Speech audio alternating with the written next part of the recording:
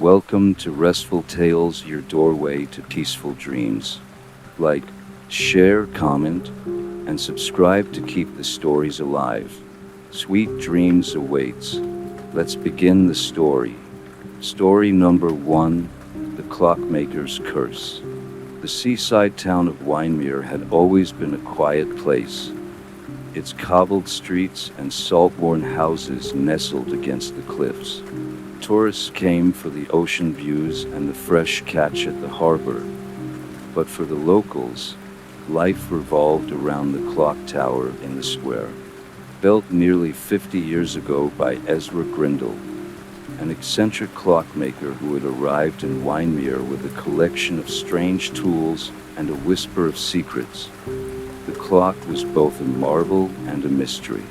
Its black iron face bore intricate carvings of stars and moons, and its golden hands moved with a grace that felt almost alive. Ezra had insisted the clock would make Wyndmere special, a place where time itself was honored. Then, one stormy night, Ezra vanished. No one had seen him leave the town, but his house stood empty, his tools abandoned. The clock remained, though, its chimes ringing faithfully every hour. For decades, it marked the rhythm of the town's days, until the night it began to chime at odd hours. The first time it happened, it was 3:17 a.m. The sound startled the townsfolk awake, reverberating through the narrow streets. At dawn, the news spread. Old Mrs. Hargrove, who lived alone in a cottage near the cliffs, had been found at the bottom of the rocks. She'd always walked near the edge, they said. It was an accident. But the clock chimed again the next week, this time at 1:09 p.m. That afternoon, the baker's apprentice suffered a terrible accident with the bread slicer.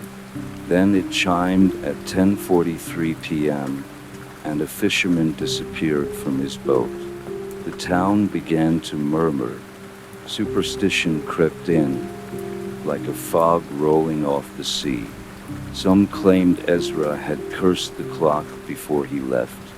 Others whispered about the strange, almost human quality of its chimes, as if it mourned or mocked. When Eliza Carter arrived in Wyndmere, she thought the stories were quaint, a touch of folklore to liven up her assignment. She was a journalist for a regional magazine, sent to write a feature on the town's history.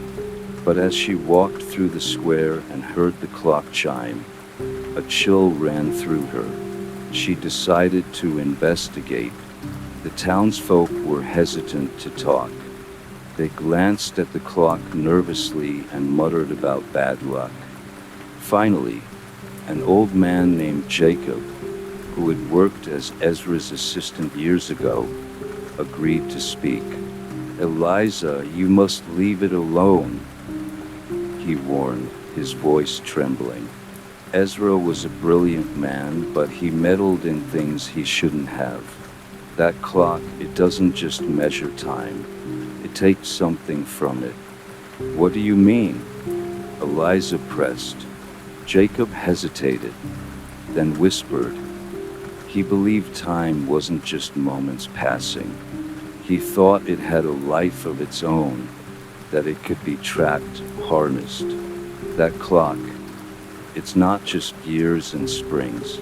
There's something inside it. Eliza was skeptical, but curiosity drove her to Ezra's old workshop, now boarded up and forgotten. Breaking in wasn't difficult.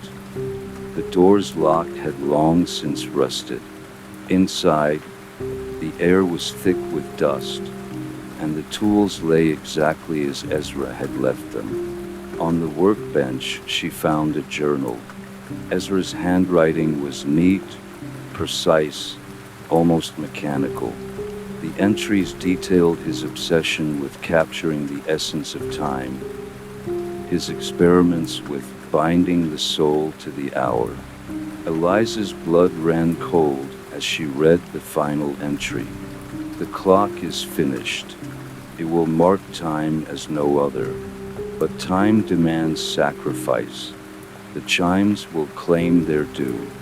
Her heart pounding, she returned to the square that night, determined to uncover the truth.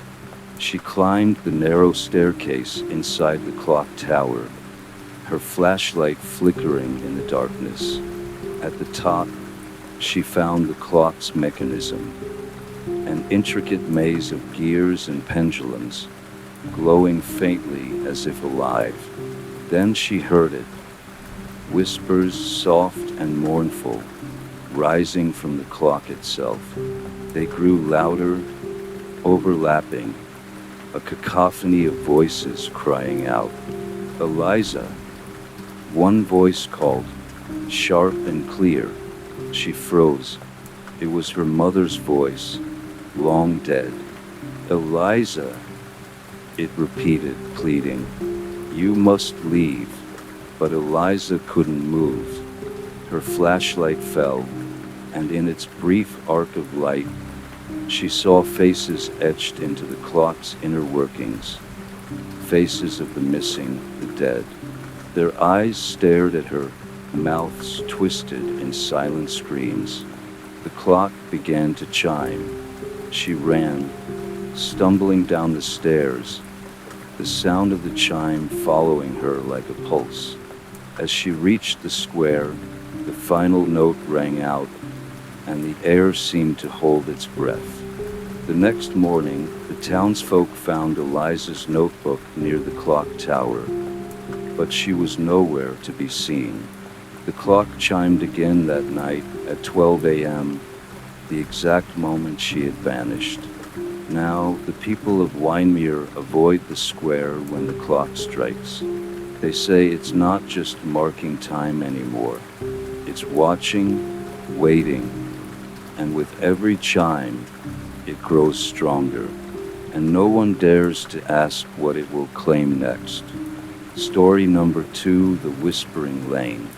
The house at the end of Whispering Lane was a quiet, unassuming place, tucked away at the far edge of the neighborhood. It seemed to promise peace and a fresh start for Emma and her 8-year-old son, Danny. After the chaos of a divorce and the relentless noise of city life, the solitude felt like a gift. The first few days were uneventful. Emma busied herself unpacking, arranging furniture, and planting flowers in the small garden. Danny seemed happy enough, exploring the backyard and riding his bike along the quiet street. But at night, the street changed. The first time Emma heard the whispers, she thought it was the wind. She had just settled into bed when a faint murmur drifted through the open window. The sound was so soft, so low, that she almost dismissed it. But as she strained to listen, she could have sworn she heard her son's name. "Danny!" She bolted upright, heart racing. Rushing to Danny's room, she found him fast asleep, his small chest rising and falling in rhythm. She closed his window, locked it, and returned to her own room, telling herself it had been her imagination. The next night, the whispers came again. "Danny, come play." Emma felt a chill run down her spine. She peeked through the curtains, but the street was empty, bathed in the pale glow of a flickering street lamp. She told herself it was probably just some kids playing a prank, though deep down, she didn't believe it. Danny began to notice the whispers too.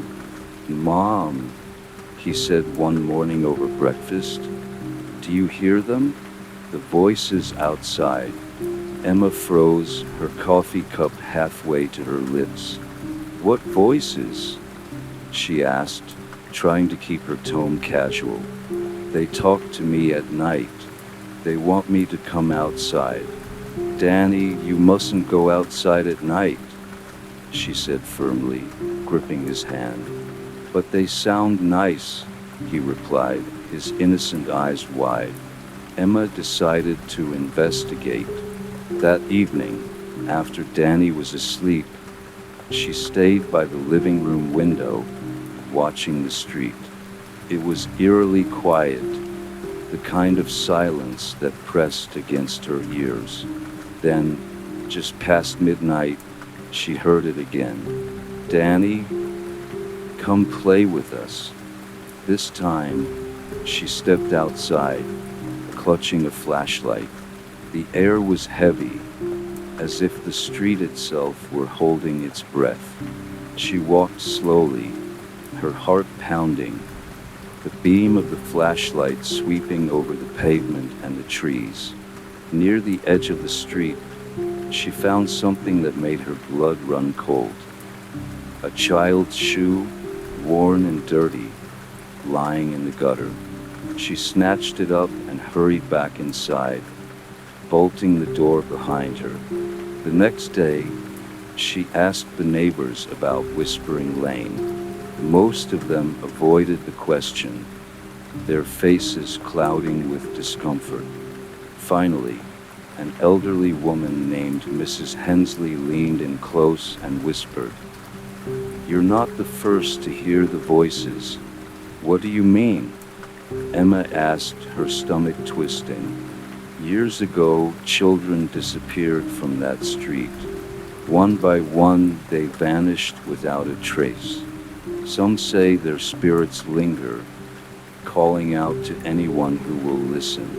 Whispering Lane, they call it now, and no one who hears the whisper stays for long. Emma's hands trembled as she gripped the table.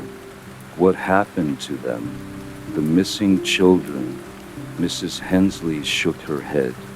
No one knows, but if I were you, I'd keep your boy close. That night, Emma locked every door and window, placing a chair against Danny's door to keep him from leaving. She sat in the hallway listening. The whispers began again, soft at first but growing louder, more insistent. "Danny, we're waiting." She covered her ears, but the voices seemed to seep through her skin, their tones sweet and coaxing, like a lullaby. Then came the sound of tiny footsteps, bare feet slapping against the wooden floor. Emma sprang to her feet and ran to Danny's room. The window was open, the curtains billowing in the night breeze. Danny was gone. Panic gripped her as she raced outside, calling his name. The whispers surrounded her, a chorus of ghostly voices. At the end of the street, she saw him, standing just beyond the circle of light cast by the street lamp. "Danny!" she screamed, running toward him. He turned to her, his face pale, his eyes distant. "They're my friends, Mom. They want me to stay." "No!" she cried, grabbing his hand and pulling him back. The whispers turned to angry hisses, the air growing colder, the darkness pressing in. Emma dragged Danny back into the house, slamming the door behind her. The whispers didn't stop until dawn. The next day, Emma packed their belongings and left Whispering Lane without looking back. Years later, she still dreams of the whispers, soft and beckoning. She doesn't know what would have happened if she hadn't reached Danny in time, but she knows one thing for certain. Some streets should never be traveled, and some whispers should never be answered. Story number 3, The Unfinished Song. The apartment was cheap, old, and a little grimy. Exactly what Ellie could afford. She didn't mind. For a musician barely scraping by, it was a roof over her head and a quiet place to work. Quiet, she thought, as she glanced at the peeling wallpaper and the creaky floorboards. Quiet was all she needed. The first few days were uneventful. Ellie spent her time unpacking, tuning her guitar, and trying to compose something new. Inspiration had been elusive lately, and every note she played felt flat, lifeless. One rainy afternoon, while rummaging through a drawer in a small desk tucked into the corner of the living room, Ellie found a folded sheet of yellowed paper. The handwriting was old and delicate, the ink faded but legible. It was sheet music, a melody she didn't recognize, hauntingly simple yet oddly compelling. Curious, Ellie sat at her keyboard and began to play. The first notes filled the room, low and melancholy. As her fingers moved across the keys, she felt a strange chill settle over her. It wasn't the draft from the cracked window. This was something deeper, something that seemed to hum in her bones. When she reached the end of the sheet, the melody stopped abruptly, unfinished. Frustrated but intrigued, Ellie played it again. The strange things began that night. As she lay in bed, staring at the ceiling, she heard a faint sound coming from the living room. A single note struck softly, as if someone were pressing the keys of her keyboard. She told herself it was her imagination, maybe the sound of the rain. But when she went to check, the room felt colder than before, and her sheet music was no longer where she'd left it. The next day, she found the music lying on her keyboard. There was something different about it. A new bar of notes had appeared, written in the same delicate handwriting. She hadn't written it, but the melody was seamless, as if it had always been there. Ellie hesitated but couldn't resist. She played the new section. The notes seemed darker, deeper, and as they filled the room, she swore she heard a faint whisper, too soft to make out. That night, the whisper grew louder. "Play it," the voice said. Just as she was drifting off to sleep, she sat up in bed, her heart pounding. The voice had been right beside her ear, as clear as if someone were standing there. Ellie tried to convince herself she was imagining things. Stress, she thought, too much caffeine. But when she returned to the keyboard the next morning, another bar of music had appeared. She didn't want to play it, but the melody called to her, tugging at her thoughts. She sat down and pressed the keys, her hands trembling. As the new section unfolded, the room seemed to warp around her. The shadows stretched longer, darker. The whispers came back, louder this time, filling the room with a chorus of ghostly voices. She stopped playing and backed away, her chest tight with fear. The sheet music sat on the keyboard, innocent and still, but Ellie knew it was anything but. Over the next few days, the whispers became constant. They followed her through the apartment, echoing in the bathroom, the kitchen, even the bedroom. Objects moved on their own. A glass sliding across the counter, a door creaking open. Ellie avoided the keyboard, but the music wouldn't let her go. Every morning, more notes appeared on the sheet, pulling the melody toward an ominous crescendo. One night, desperate for answers, Ellie went to the landlord. "Did someone live here before me? A musician?" she asked. The landlord, a gruff man in his 60s, frowned. "Yeah, there was someone, guy named Victor. Used to compose music, but he..." Well, he didn't finish much. Died in the apartment, heart attack, they said. Why? Ellie didn't answer. She went back to the apartment, her mind racing. That evening, she sat at the keyboard again, staring at the sheet music. The whispers had grown louder, more insistent. Play it, they urged. No, Ellie whispered back, her voice shaking. But the whispers didn't stop. The lights flickered, the shadows writhed, and the room filled with an oppressive weight. Terrified, Ellie played. The melody swelled, each note heavier than the last. The room seemed to pulse with the music, the air vibrating with an unnatural energy. As she reached the final bar, a new one appeared, forming in real time, the ink bleeding onto the page as if written by an unseen hand. Ellie's fingers froze. She couldn't play anymore. The room went still. Then the whispers turned to screams. The shadows surged toward her, and she felt a hand, cold, skeletal, close around her wrist. Ellie yanked her hand away and fled, leaving the sheet music and the cursed melody behind. She never returned to the apartment.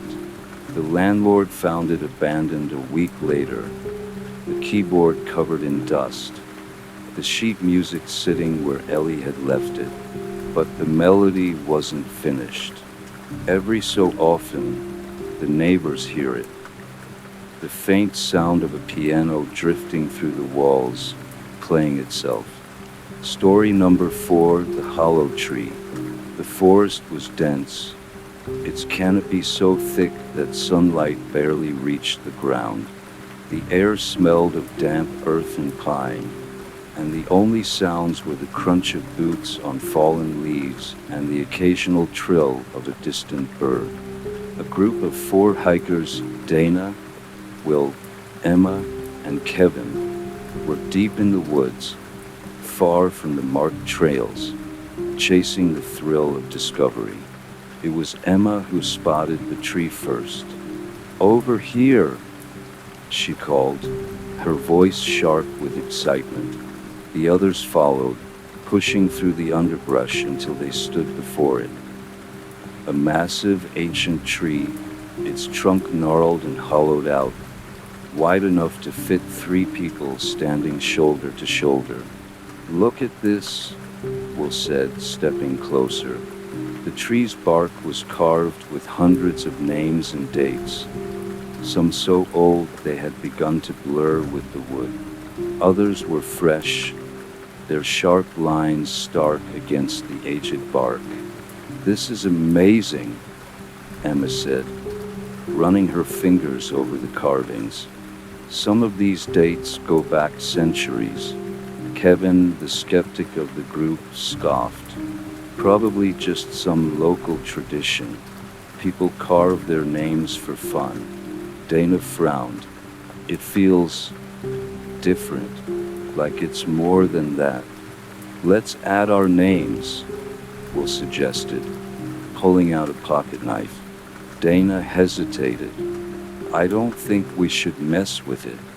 "Oh, come on," Will said, already pressing the blade into the bark. "It's just a tree." He carved his name and date with practiced ease, grinning as he stepped back to admire his work. "There, now I'm part of history." They continued their hike, but the mood had shifted. The forest seemed darker somehow, the air heavier. Dana kept glancing over her shoulder, sure she could feel someone, or something, watching them. That night, as they set up camp, Will grew quiet. He stared into the fire, barely touching his food. "You okay?" Emma asked, nudging him. Will blinked, as if coming out of a daze. "Yeah, just tired." "That tree was weird, wasn't it?" No weirder than anything else out here, Kevin said, though he sounded less sure than usual. Dana didn't say anything. She had felt it too, the unease, the sense of being watched. The first nightmare came that night. Will woke up screaming, his voice cutting through the stillness of the forest. The others scrambled out of their tents to find him sitting up, his face pale and slick with sweat. What happened? Dana asked, kneeling beside him. I saw something, Will whispered. Eyes. So many eyes. They were watching me, just staring. I couldn't move. It was just a dream, Kevin said, though his own voice wavered. But it wasn't just a dream. The next day, as they hiked deeper into the forest, Will became more agitated. He flinched at shadows, jumped at every rustling branch. The others tried to reassure him, but they couldn't shake the feeling that they were being followed. When they stopped for a break, Emma noticed something odd. Will, she said slowly, your name, it's gone. What? She pointed to the tree they had passed earlier, the one where Will had carved his name. The bark was smooth where his name had been, as if it had never been there. That's impossible, Will said, but his voice was shaking. The hallucinations grew worse. Will saw faces in the trees, eyes glinting from the shadows. He heard whispers, soft and insistent, calling his name. The others began to experience it too. Dana saw shapes moving just beyond her vision, figures that vanished when she turned to look. Emma felt invisible hands brush against her skin, cold and fleeting. Kevin, ever the skeptic, tried to brush it off. It's just our minds playing tricks on us, he said, though his eyes darted nervously at every sound. But deep down they all knew the truth. No one whose name was on the tree ever left the forest.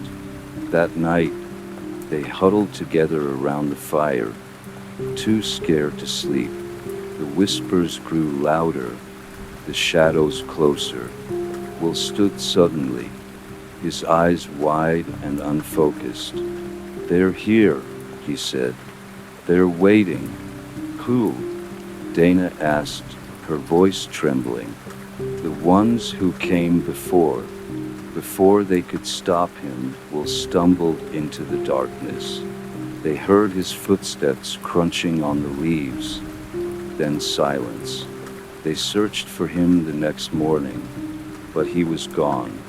All they found was the tree, its bark now bearing a fresh carving. Will's name, followed by the date of his disappearance.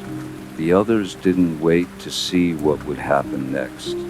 They fled the forest, the whispers following them all the way back to the trailhead. They never spoke of it again, but they knew they had escaped only by chance. The tree remained, waiting for the next name to be carved into its bark, for the next soul to become part of its dark history. Story number 5, The Vanishing Market. It was a gray, unremarkable afternoon when Alan found himself wandering down an unfamiliar street. The city around him felt distant, its noise muffled as if the world had been wrapped in cotton. He hadn't meant to come this way. A wrong turn, he thought, though the route seemed to draw him forward, urging him into the heart of something unknown. At the end of the narrow alley, Alan saw it. An antique market, sprawling and chaotic, nestled in a cobblestone square that didn't belong in this modern city. The stalls were weathered, their canopies faded, their vendors curiously silent as they tended their wares. Alan hesitated. He didn't remember ever seeing this market before, though he'd lived in the city for years. Yet something about it tugged at him, a strange familiarity that he couldn't place. He stepped closer. The first stall held an array of old books, their spines cracked and their pages yellowed. One caught his eye, a small, leather-bound journal with initials embossed in gold on the cover. H. Alan picked it up, his fingers trembling slightly. He opened it to the first page and froze. The handwriting was his. "What is this?" he whispered. The vendor, a woman with sharp eyes and a faint smile, simply nodded.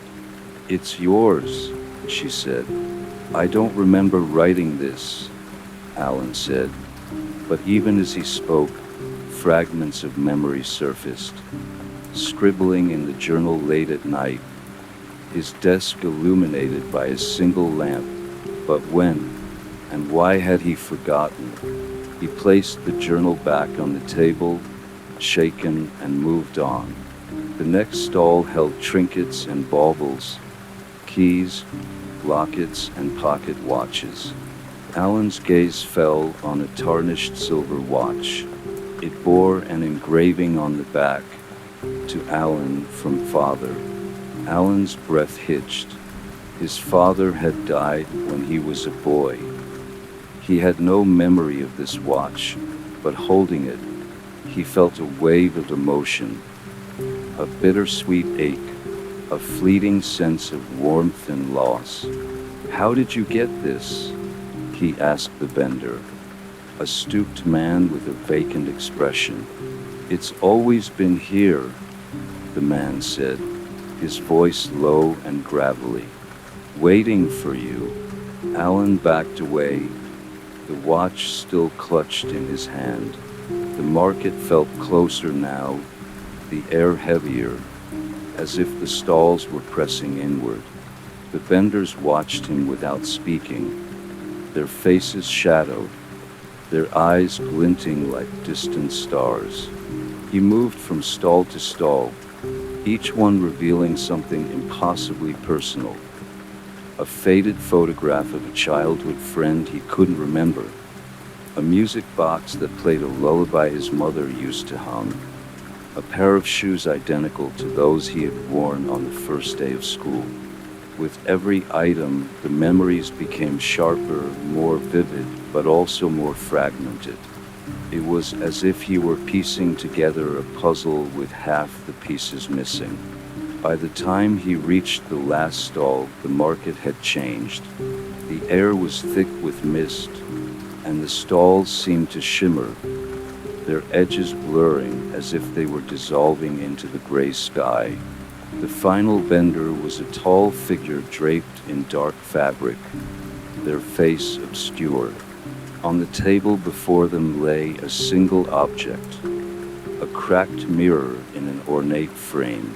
Alan picked it up, hesitating as his reflection stared back at him. The face was his, but not quite. The eyes were hollow, the skin pale, the expression unfamiliar. "What is this?" he asked, his voice breaking. "The truth," the figure said. Alan's memories flooded back all at once, overwhelming and jagged. He saw himself wandering these streets before, not once but many times. He remembered searching for something, though he could never quite recall what. And then he remembered why. This market was not a place one stumbled upon by accident. It was a place for those who had lost themselves, a liminal space that offered answers at a price. As Alan stared into the mirror, the market began to fade. The stalls crumbled into mist, the vendors dissolving into shadows. He tried to run, but his legs felt heavy, as if the cobblestones were pulling him down. "You were never meant to leave," the figure said. their voice echoing as the market disappeared entirely. Alan's scream was swallowed by the silence. When the alley returned to its ordinary self, there was no sign of the market, only a cracked mirror lying on the ground, reflecting nothing at all. Story number 6, The Shadow Guest. The estate was everything Emma and Paul had dreamed of. A sprawling property nestled in the countryside, with rolling hills and a guest house that seemed plucked from a postcard. It was meant to be a retreat, a place to repair their fraying marriage and escape the pressures of their city lives. The owner, an elderly woman named Mrs. Lyle, met them at the iron gate with a warm but wary smile. Her clothes were neat but old-fashioned, and her hands trembled slightly as she handed them the heavy brass key to the guest house. "There's just one rule," she said as they stood in the shadow of the estate's grand house. "After midnight, no lights, no candles, no lamps, nothing. Darkness must be respected here." Paul chuckled nervously. "That's specific." Mrs. Lyle's gaze turned sharp, almost pleading. "It's not a joke. Promise me." Emma, sensing the unease, nodded. "We promise." The guest house was cozy and well appointed, with antique furniture and large windows that framed the surrounding gardens. Despite its charm, there was an odd stillness to the place, as though it had been waiting for them for a very long time. The first night passed uneventfully. Emma and Paul sat by the fire, drank wine, and spoke cautiously, their words like fragile bridges over the gulf that had grown between them. But on the second night, curiosity got the better of Paul. "It's just an old woman's superstition," he said as he lit a candle on the bedside table, his grin defiant. Emma hesitated, glancing at the clock. It was just past midnight. "Paul, maybe we shouldn't." Before she could finish, the flame flickered violently, casting erratic shadows on the walls. The shapes stretched unnaturally, elongating and shifting as if alive. "Do you see that?" Emma whispered, her voice barely audible. Paul nodded, his bravado melting into fear. The shadows moved independently of the flickering candle, sliding across the room like ink spilled in water. Then came the sound, a low, rhythmic tapping, as though someone were walking through the house on bare feet. Emma clutched Paul's arm. "There's no one else here, right?" The shadows began to coalesce, forming vague human shapes that lingered at the edges of the room. They were featureless, but their presence was suffocating, their movements deliberate and predatory. Paul snuffed out the candle, plunging the room into darkness. The shadows faded, but the oppressive feeling remained. The next morning, they confronted Mrs. Lyle. "You broke the rule, didn't you?" she asked, her expression grim. "We saw something," Emma said. "What are they?" Mrs. Lyle hesitated, then spoke in a low, measured tone. "The shadows are the true owners of this estate. Long ago, they defied the natural order, seeking to claim more than their share of time. The curse bound them to the darkness, but their hatred lingers. They don't take kindly to trespassers. Why let people stay here at all?" Paul demanded. "They need the living to sustain them," Mrs. Lyle said simply. "As long as the rules are followed, they remain dormant. But once awakened," she trailed off, her eyes haunted. That night, Paul and Emma lay in bed, paralyzed by fear. Midnight came and went, the darkness heavy and oppressive. At 12:15, the tapping began again, louder this time, echoing through the guest house. Emma couldn't bear it any longer. She grabbed a flashlight and flicked it on, casting a beam across the room. The shadows surged forward, no longer confined to the walls. They surrounded the bed, their forms twisting and undulating as they closed in. Paul screamed, and then everything went dark. When Mrs. Lyle came to the guest house the next morning, she found it empty. The bed was neatly made, the windows wide open, but there was no sign of Emma or Paul. She sighed and locked the door behind her, muttering a quiet prayer. As she walked back to the main house, the shadows in the windows of the guest house watched her go, patient and waiting for the next visitors to arrive. Story number 7, The Iron Bridge. The bridge was older than anyone in town could remember, its iron arches crusted with rust and the remnants of long-forgotten graffiti. It spanned a narrow, sluggish river in a part of town that people rarely visited anymore. Stories surrounded the bridge like a fog, whispered warnings about those who crossed it after sunset. None of them were ever seen again. Ellie had heard the tales her whole life. She wasn't a child anymore, though, and she didn't believe in curses or ghosts. She was 17, restless, and eager to prove that the world wasn't as mysterious as people liked to pretend. One Friday evening, as the sun dipped low in the sky, she grabbed her bike and set off for the bridge. The streets leading there were eerily quiet, the few houses she passed dark and lifeless. When she reached the edge of the bridge, the first stars were pricking through the velvet sky. The bridge looked imposing in the dim light, its iron frame like the skeleton of some ancient beast. The air seemed colder here, heavy with dampness. Ellie shivered but pushed forward, her bike tires crunching against the cracked pavement. Halfway across, she stopped. The air was utterly still, not a single sound except the faint trickle of water below.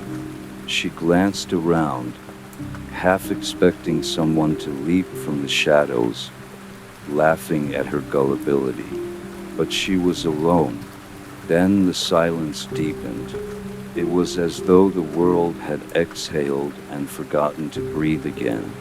Ellie's ears popped, and she felt a pressure building in her chest. She turned to leave, but the way back was gone. The bridge was no longer above the river, but suspended in a swirling, gray void. The horizon was smeared, the town beyond barely a silhouette. Heart pounding, Ellie stepped forward, her sneakers echoing louder than they should. When she reached the other side, the world had changed. The streets looked the same, but the colors were washed out, drained like an old photograph. Houses stood with windows wide open, curtains fluttering despite the windless air. The people, if they could be called that, were frozen in place. A man stood on the corner, his arm outstretched as if waving. A woman sat on a porch swing, her head tilted unnaturally to one side. Their faces were smooth and featureless, their skin a pale, waxy gray. "Hello," Ellie called, her voice trembling. The figures didn't move, but the atmosphere seemed to shift. The air grew colder, and shadows lengthened unnaturally. She felt their blank faces turning toward her, though they hadn't moved an inch. Panicking, Ellie turned back toward the bridge, but it was gone. In its place was a row of iron arches stretching endlessly into the gray void. She started running, her footsteps loud and frantic against the pavement. The mannequins, if that's what they were, seemed to close in around her, their stiff postures somehow conveying menace. At the edge of the town square, she found a signpost. The letters were scrambled, shifting and reforming as she watched. No way back. Desperate, Ellie ducked into an alley, her breath coming in gasps. She clutched her bike for support, her knuckles white. The shadows here were darker, pooling like ink. And then she heard it, the soft creak of metal, the groan of the iron bridge. She turned to see its arches rising out of the gray, but it was warped now, a jagged tangle of beams and wires. A figure stood in its center, tall and indistinct, its outline shimmering like heat waves. "You shouldn't have come," it said, its voice low and resonant. Ellie wanted to run, but her legs felt like lead. The figure began to approach, each step deliberate. "You're one of us now," it said, its voice wrapping around her like chains. She screamed as the void closed in, swallowing her whole. The next morning, a local man walking his dog found Ellie's bike lying at the edge of the bridge. The iron arches were still, the air above them humming faintly in the morning light.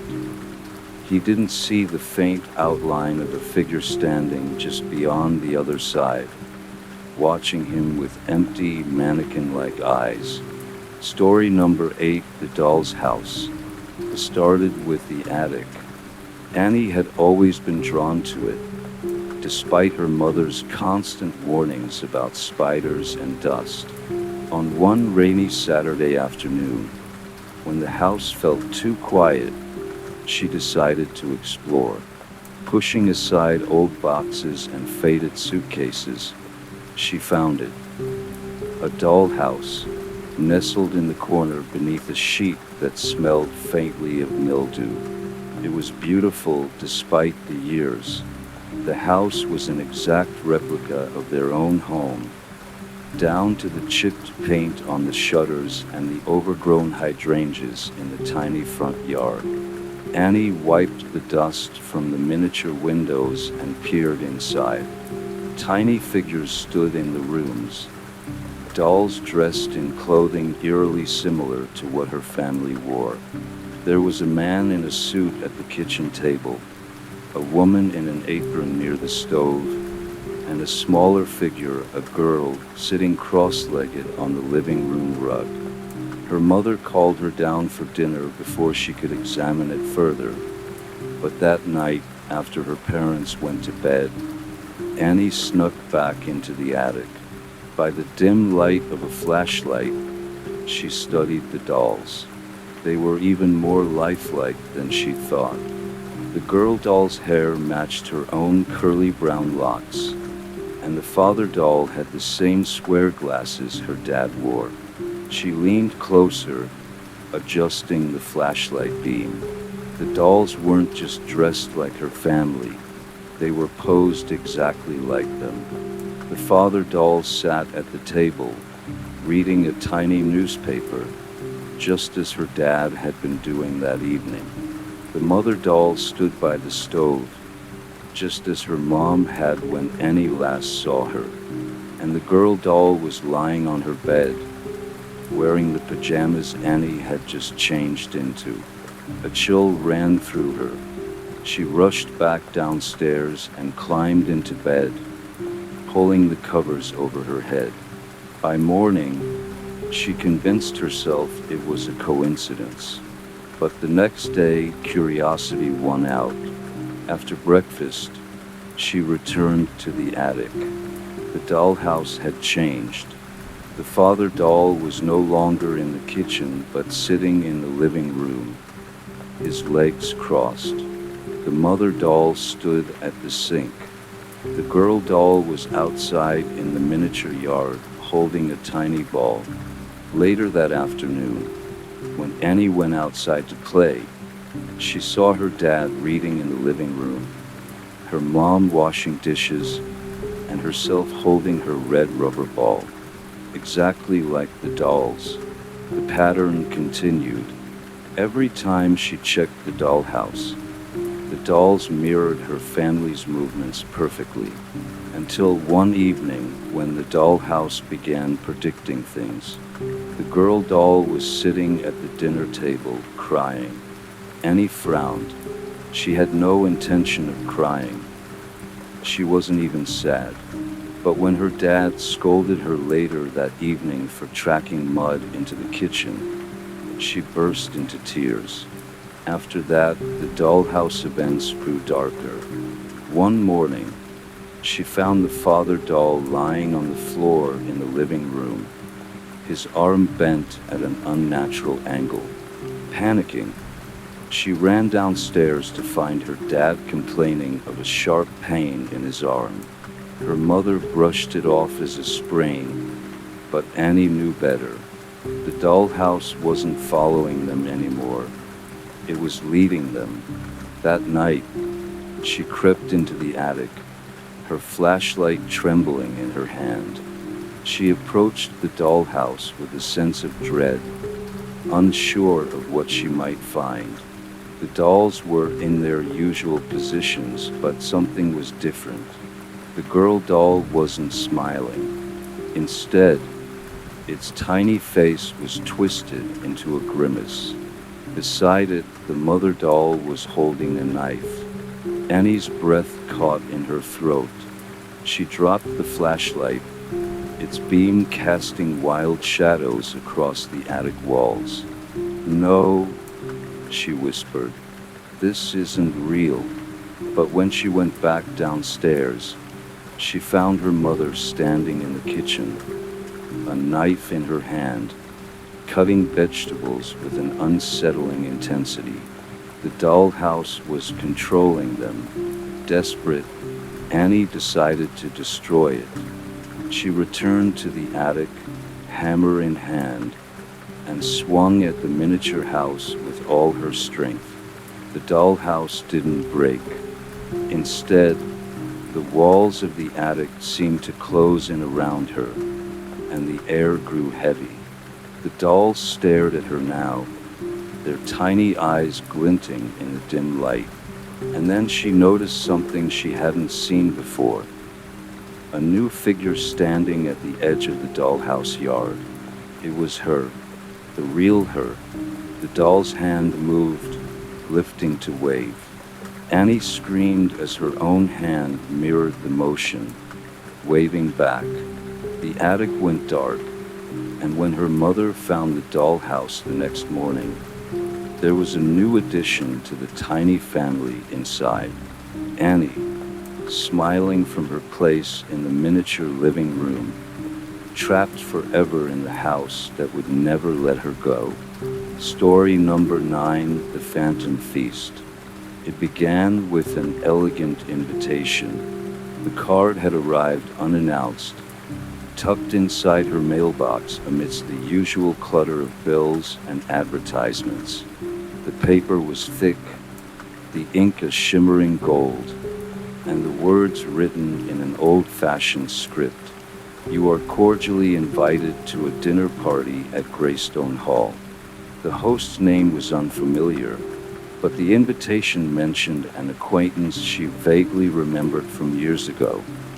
A woman named Lydia whom she'd met at a gallery opening. It seemed odd that Lydia had thought of her after all this time, but the promise of an evening out at a grand estate was too intriguing to pass up. On the night of the party, she dressed carefully in her best evening gown, a deep emerald dress that clung to her shoulders.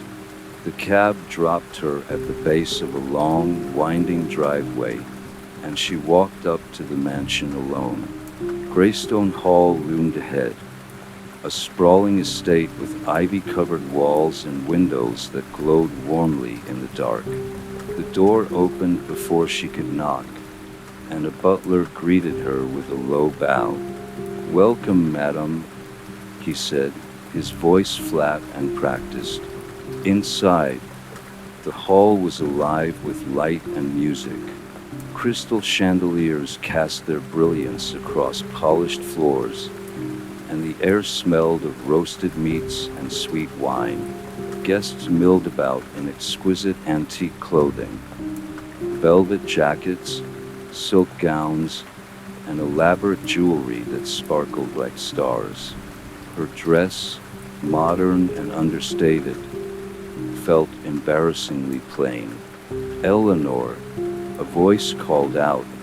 "Lydia." She turned to see her old acquaintance approaching, her dark hair pinned up and a glass of champagne in hand. Lydia looked radiant, her gown a shimmering silver that seemed to catch the light with every step. "It's been ages," Lydia said, kissing her on both cheeks. "I'm so glad you came. You must meet everyone." She was introduced to a whirlwind of strangers, each more glamorous than the last. They all seemed to know her name already, though she couldn't recall ever meeting them. Their compliments were overly sweet, their smiles just a little too wide.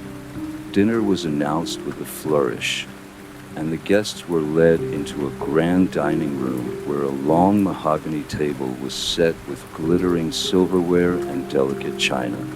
She was seated near the head of the table, between Lydia and an older gentleman with sharp blue eyes and a faintly unsettling smile. The food was sumptuous: roasted pheasant, glazed vegetables, rich sauces, and endless glasses of wine. Yet something about the meal felt off. The conversation around her was strangely stilted, as if the guests were reciting lines from a play they barely understood. And then there were the toasts. One by one, the guests stood to raise their glasses, each offering a toast to her. "To Eleanor," said the blue-eyed man, "whose presence graces us all." "To Eleanor," echoed a woman in a crimson gown, her voice trembling slightly. "May she find tonight unforgettable." Unsettled, Eleanor tried to excuse herself, but Lydia caught her wrist. "You mustn't leave yet," Lydia whispered, her smile faltering for the first time. "The night isn't over." The dessert arrived, a towering confection of spun sugar and cream. Eleanor barely touched it, her appetite long gone. She noticed now how the other guests were watching her, leaning forward slightly, their eyes glinting with something she couldn't quite place. Hunger, perhaps. When the butler cleared the plates, the room fell silent. The host, a man she hadn't noticed before, rose from his seat at the head of the table. "Friends," he said, his voice deep and commanding, "the hour has come." The guests stood as one, chairs scraping against the floor. Lydia grasped Eleanor's hand tightly, her fingers cold as ice. "I'm sorry," Lydia whispered. Eleanor tried to pull away, but the guests closed in around her. They led her to the center of the room, where a circle of candles had been arranged on the floor. The air grew heavy, the warmth of the evening replaced by a bone-chilling cold. "What is this?" Eleanor demanded, her voice trembling. No one answered. The host began to chant, his words low and guttural, a language she didn't recognize. The guests joined in, their voices rising in eerie harmony. The shadows in the room seemed to stretch and twist, the walls fading into darkness. Eleanor felt herself growing weak, as if the air itself were being pulled from her lungs. The figures around her blurred, their faces distorting into grotesque masks. She tried to scream, but the sound was swallowed by the void. The last thing she saw was Lydia's face, pale and tear-streaked, mouthing the words, "Forgive me." When Eleanor awoke, she was alone in a barren room, the grandeur of Greystone Hall replaced by crumbling walls and a dirt floor. The air smelled of decay, and the only sound was the faint echo of her own breathing. She stumbled to her feet, her head spinning. In the corner of the room, she saw it. A long dining table, covered in cobwebs, its chairs empty. And yet she could still hear the laughter and clinking glasses, faint and far away, as if the party were continuing without her. As she turned to leave, she caught her reflection in a broken mirror. She was wearing Lydia's silver gown. Story number 10, The Silent Door. In the small, remote village of Hadley, there was a door.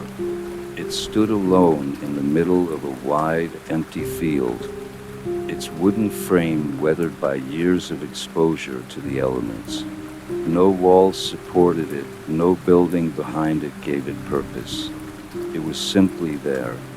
The villagers spoke of it in hushed tones, as though mentioning it too loudly might summon something unseen. It had been there for as long as anyone could remember, and no one seemed to know where it had come from or why it was there. Some said it was a forgotten relic, left behind from a building that had crumbled away long ago. Others, more superstitious, whispered that it was a cursed thing, a portal to something beyond their understanding. But what troubled the villagers most wasn't the door itself. It was the strange, soft whispers that they claimed to hear when they passed it.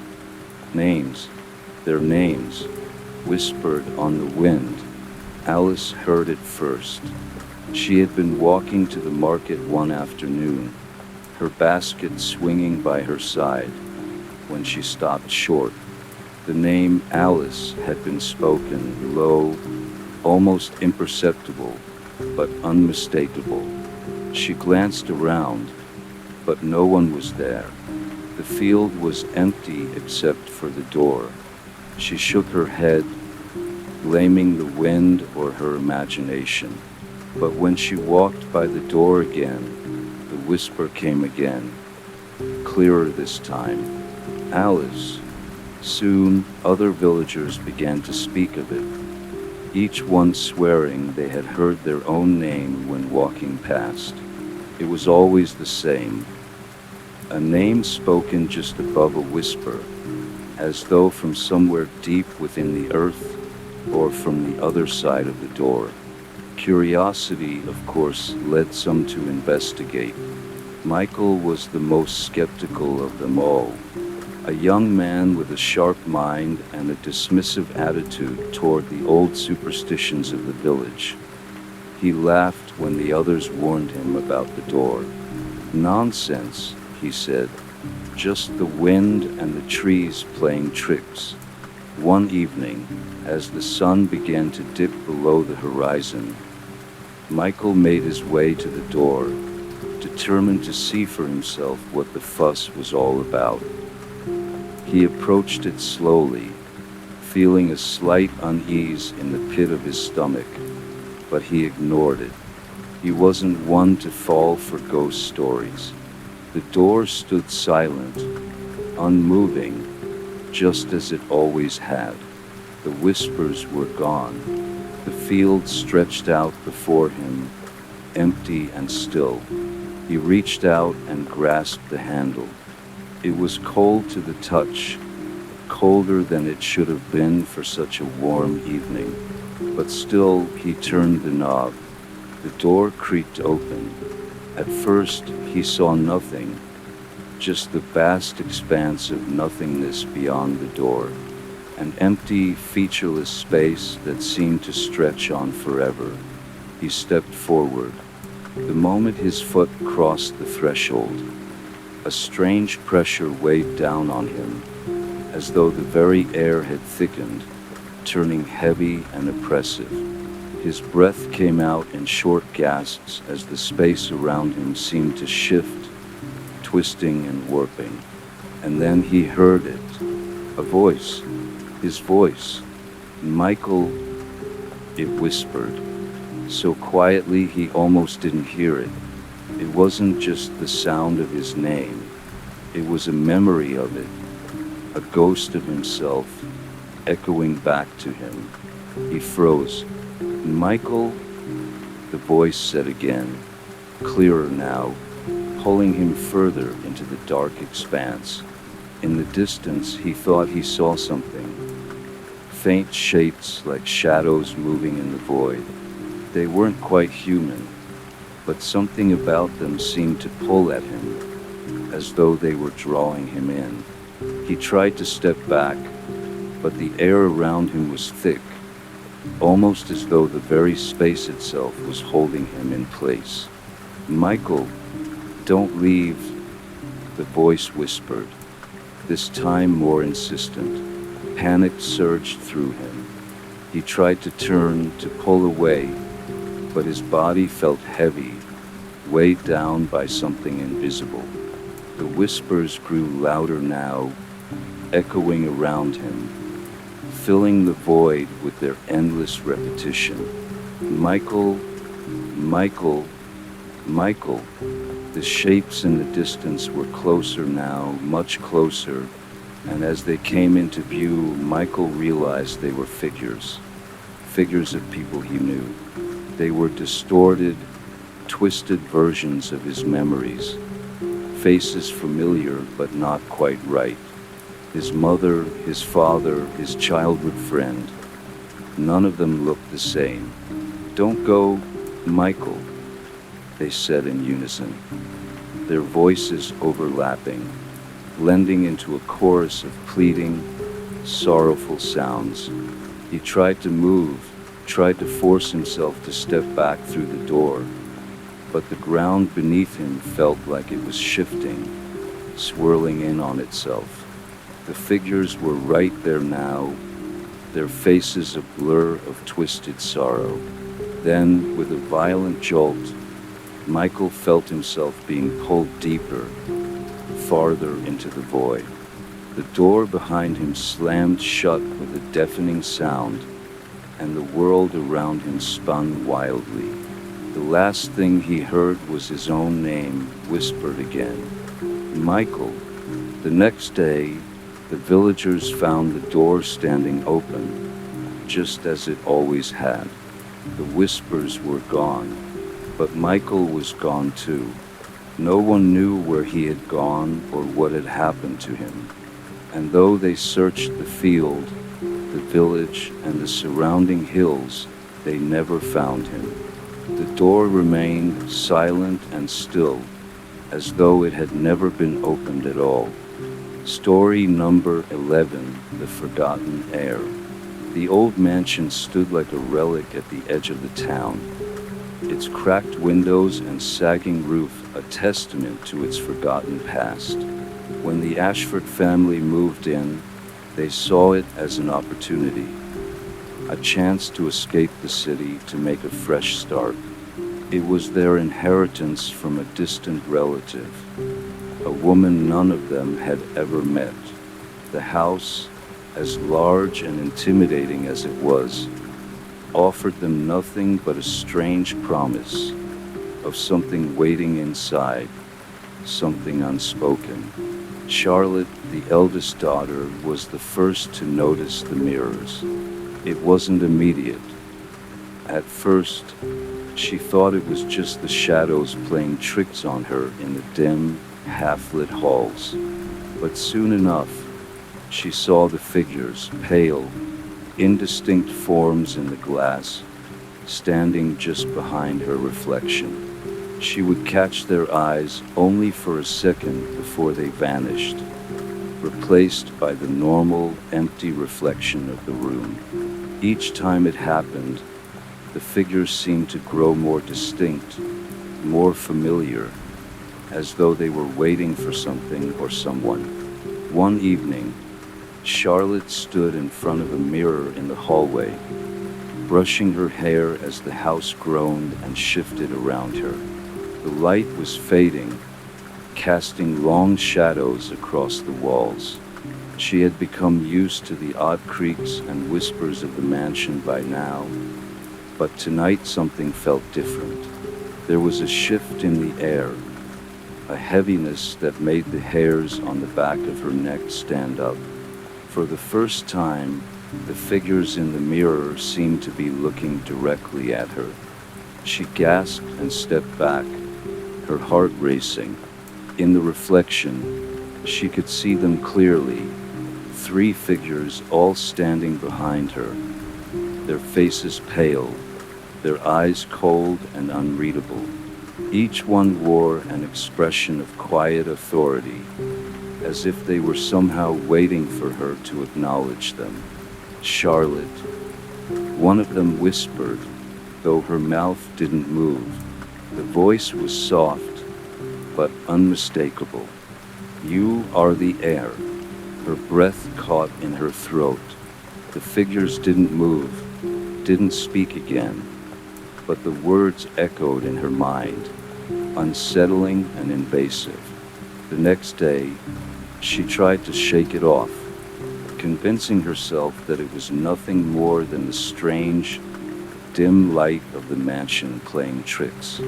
But the more she explored, the more she felt as though the house itself was pulling her deeper into its history, its secrets. She spoke to her parents about the figures in the mirror, but they dismissed her concerns with nervous laughter. "It's just an old house, Charlotte," her father said, ruffling her hair. "You're imagining things." But Charlotte wasn't imagining anything. Every night, the figures appeared again, and their whispers grew louder. "You are the heir," they repeated. "You must claim what is yours." The mansion seemed to breathe with the weight of their presence, as though it had waited for her for years. At night, the walls creaked and the air became thick, heavy with the weight of centuries. It was as though the house itself was alive with the memories of its past inhabitants. Charlotte began to investigate. In the dusty library, hidden behind a false wall in the attic, she found old journals and letters, their pages yellowed with age.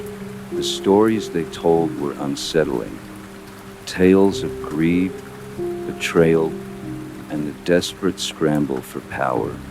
One particular story caught her eye, detailing the family's history of inheritance. It seemed that each heir to the mansion had been haunted by the same shadowy figures, each one claiming to be the rightful owner, each one driven mad by the house's demands. The curse, Charlotte realized, had been passed down through generations. The mansion didn't just house memories, it lived with them, feeding on the desires of those who entered. The house itself had a claim on its inhabitants, using them as pawns in its endless cycle of ownership. Her parents were becoming more distant, as though the house was slowly absorbing them too. Her mother, once vibrant, now sat for hours staring at the walls, while her father's once cheerful demeanor had shifted into something hollow. They seemed to be losing themselves, becoming part of the house's history, just as the figures in the mirrors had. One night, Charlotte was drawn to the largest mirror in the house, the one that had started it all. As she stood in front of it, The figures appeared again, this time closer than ever. Their voices were louder now, echoing in her mind like a chorus. "You are the heir," they repeated, their cold eyes never leaving her face. "You must claim your inheritance." The urge to obey was overwhelming. She stepped closer to the mirror, feeling as though the glass was pulling her in, calling her to join them. But as her hand reached out to touch the cold surface, something inside her snapped. She saw her reflection change. The girl in the mirror was no longer herself. She was pale, her eyes dark and hollow. She was one of them. The realization hit her like a wave. She wasn't the heir. She was the latest in a long line of victims, drawn into the mansion's curse. The house had been waiting for her, just as it had waited for all the others before her. In that moment, Charlotte knew what she had to do. She had to leave the house, destroy it before it could claim her, before it could consume her like it had done to so many before her. But the mansion would not let her go so easily. As she ran through the halls, the whispers followed her, growing louder, more insistent. The figures from the mirror were all around her now, blocking her path, their cold hands reaching for her, trying to pull her back. And then, in the dark of the hallway, she heard one final whisper. "You cannot escape your legacy." The walls of the house seemed to close in on her, the air thick with the weight of centuries of pain and betrayal. Charlotte knew with a sinking heart that the mansion would never let her go. She was part of its history now, a part of its curse. She had always been the heir, and the house, like the figures in the mirror, would never forget. This story, in the style of Shirley Jackson, keeps the tension building slowly, relying on atmosphere and psychological horror to build the sense of dread. With Charlotte caught between her desire to escape and the inevitable pull of the house's curse. Story number 12, The House at the Edge of Town. It was a small town, the kind where everyone knew everyone, where the streets were lined with houses that had been standing for decades, some even longer. The houses were old but familiar, their creaky floors and well-worn stairs a part of the town's quiet charm. So when a new neighbor moved into the house at the edge of town, it was strange. No one knew anything about them. No name, no family, no reason for moving into a house that had been empty for so long. The house at the edge of town had stood there, abandoned for as long as anyone could remember. It was the kind of house people avoided. The windows, always curtained, never let any light in. The paint on the exterior was chipped and peeling, and the garden, if you could call it that, had been overtaken by weeds. It was a house that seemed to exist in its own world, separate from the rest of the town. But now there was someone living there. At first, no one paid much attention. The neighbor, a quiet man with a slow, deliberate way of moving, came and went without any fanfare. He didn't introduce himself to anyone, didn't make small talk at the corner store. He was polite enough, though, and as time passed, the town simply accepted his presence. After all, it was his house now, and that's how it worked. But then, things began to change. It was subtle at first. A few neighbors mentioned that the house had seemed different. Not much, just a slight shift in the air, an odd feeling when they passed by. The door, which had always hung open just a crack, now seemed to be closed more often. The garden, once overgrown and wild, began to show signs of neglect. The man had been tending to it, or so they thought, but now it was almost as if the weeds were creeping back faster than he could keep up. Then, things started to disappear. A wrench here, a garden tool there. Small, insignificant items that no one would think twice about losing. But the disappearances became more frequent. The grocery store lost a few items. The post office had a few missing letters, and one day, the baker's daughter could have sworn she left her scarf on the back of a chair, only for it to vanish when she returned.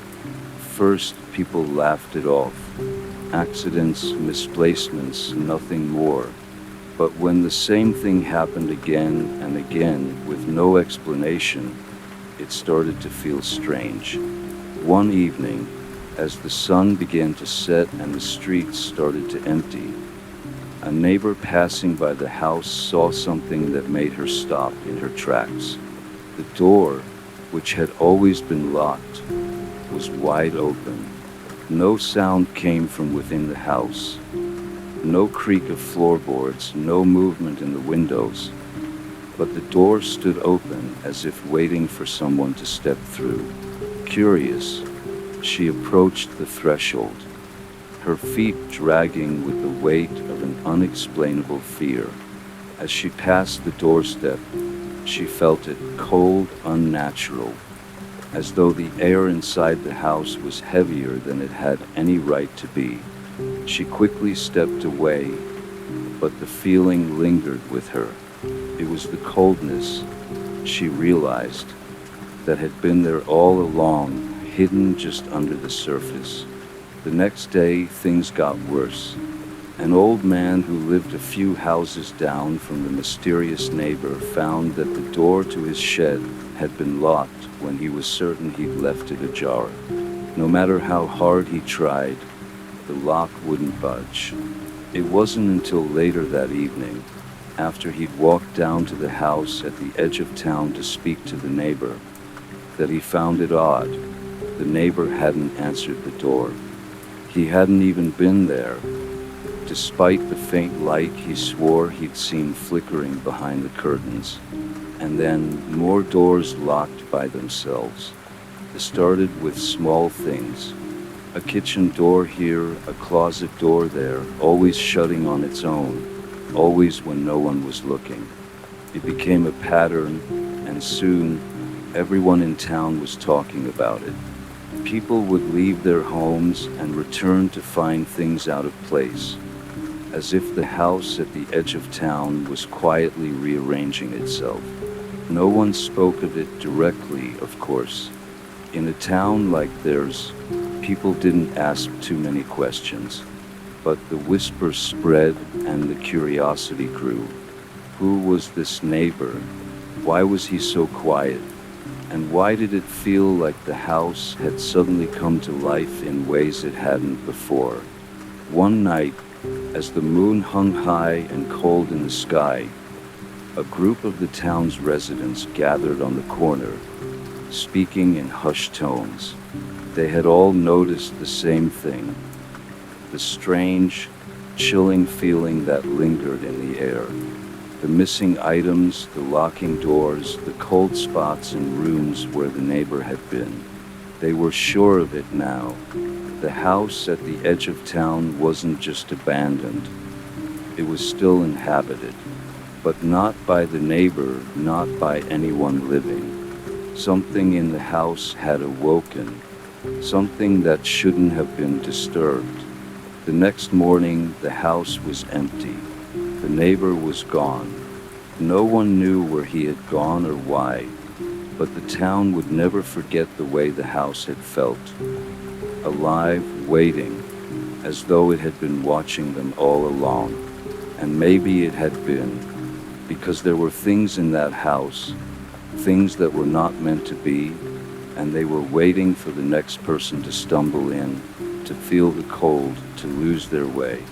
For now, the house stood quiet again, but the neighbors knew something was wrong. They had always known, and no one dared to walk past the house at the edge of town anymore. Story number 13. The Midnight Train. John had always been a creature of habit, and when his old friend, Daniel, invited him to visit, he didn't think twice. It had been years since they'd last seen each other, and the promise of catching up over a few drinks was enough to convince John to make the journey. He had a busy life, but he could make time for this. The train he boarded was an older model, the kind that clattered along the tracks with a rhythmic, almost soothing sound. It was late, nearly midnight, and the station was nearly deserted. The only other passengers were scattered around, their faces weary and distant as if they, too, were merely passing through, on their way to somewhere they couldn't name. John settled into his seat, adjusting his coat and glancing at his watch. He had just over an hour before he would reach Daniel's town. He was eager to see his friend again, but even in the quiet of the train, something felt off.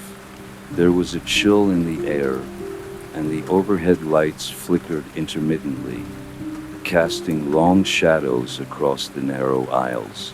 The train began to move, its wheels screeching against the tracks as it picked up speed. Through the window, John could see nothing but darkness, the occasional flicker of distant lights from towns far off the path, and the occasional silhouette of trees. The countryside seemed endless, stretching out in all directions. He glanced around the cabin again, taking in the passengers. Most were asleep, their heads resting against the glass or leaning against the window. Their faces were pale and expressionless, their eyes closed but not quite relaxed, as if they were holding something back. It wasn't so much their appearances that bothered him. It was the feeling they gave off. They seemed disconnected, like ghosts drifting along a path they had long since forgotten. John tried to shake off the unease that crept up his spine. He had to remind himself it was just the late hour, the quiet journey, the monotony of it all. But then, something strange happened. The train didn't seem to be moving as quickly as it had been. At first, it was subtle, just a slight delay in the passage of time. The occasional train station they passed seemed to linger just a little too long, the scenery outside the window blurring into indistinct shapes and shadows. Then the minutes stretched into what felt like hours, and the train continued on through the night, moving slower and slower. John glanced at his watch again. He had been on the train for what felt like an eternity, and yet the station he was supposed to arrive at was still nowhere in sight. The other passengers, still silent, were all staring ahead, their faces as blank as ever. The silence in the cabin was suffocating, as if the air itself had grown thicker, heavier. He stood up, his heart racing in his chest, and walked to the conductor's compartment. He knocked gently at the door. No answer. He knocked again, louder this time, a sense of urgency creeping into his movements. The door creaked open, and he was met with an empty hallway. There was no conductor, no one in sight, just an eerie silence that seemed to stretch on forever. A wave of panic surged through him. He turned and rushed back to his seat, but as he passed through the cabin, he noticed something else. The passengers were still staring straight ahead, unmoving, their eyes wide open. It was as if they weren't even seeing him. And then, from the corner of his eye, he saw it, a face in the window of the train, outside in the pitch black night. The face was distorted, as if caught between two worlds, a mask of confusion and dread. It stared at him for what felt like a long time, before disappearing into the darkness. John's heart thudded painfully in his chest, and his breath came in shallow gasps. He quickly returned to his seat, desperate to find some explanation, some logical reason for what was happening. But then, the train began to slow down gradually at first until it was barely crawling along the tracks. John looked out the window again, expecting to see the familiar lights of Daniel's town. But instead, he saw only more darkness, stretching endlessly into the night. The train stopped, and John felt an almost unnatural stillness descend over everything. He stood up and walked to the door, ready to step off, to break whatever spell had taken hold of him. But when the doors opened, all he saw was more darkness. A road stretched out before him, long and empty, with no sign of life in sight. He stepped off the train, feeling the weight of the air settle around him like a shroud. The train, he realized, wasn't going anywhere. It had stopped moving, but it was still there, waiting, as if frozen in time. The town he had been promised was nowhere to be found, and there was nothing ahead of him but an endless stretch of road, leading him deeper into a place he couldn't escape. As he turned back, he saw the passengers once again, their blank, unblinking faces staring at him from the windows. And just as he was about to step back onto the train, he heard a voice, a soft, distant whisper, coming from somewhere in the darkness. "Welcome aboard," it said. "We've been waiting for you." And in that moment, John realized with a cold, sinking feeling that the train was never meant to take him to his friend's town. It was taking him somewhere much darker, somewhere from which no one ever returned. Story number 14, The Watcher in the Garden. Grace and Mark were excited when they moved into the old house at the edge of town. It was everything they had dreamed of, charming, peaceful, and surrounded by nature. The garden in the back was a true highlight, with rows of flowers that bloomed in vibrant colors. They both enjoyed the idea of tending to it together, creating something beautiful and lasting. On the first day, Grace was the one who noticed it. A single flower near the back of the garden looked different from the rest.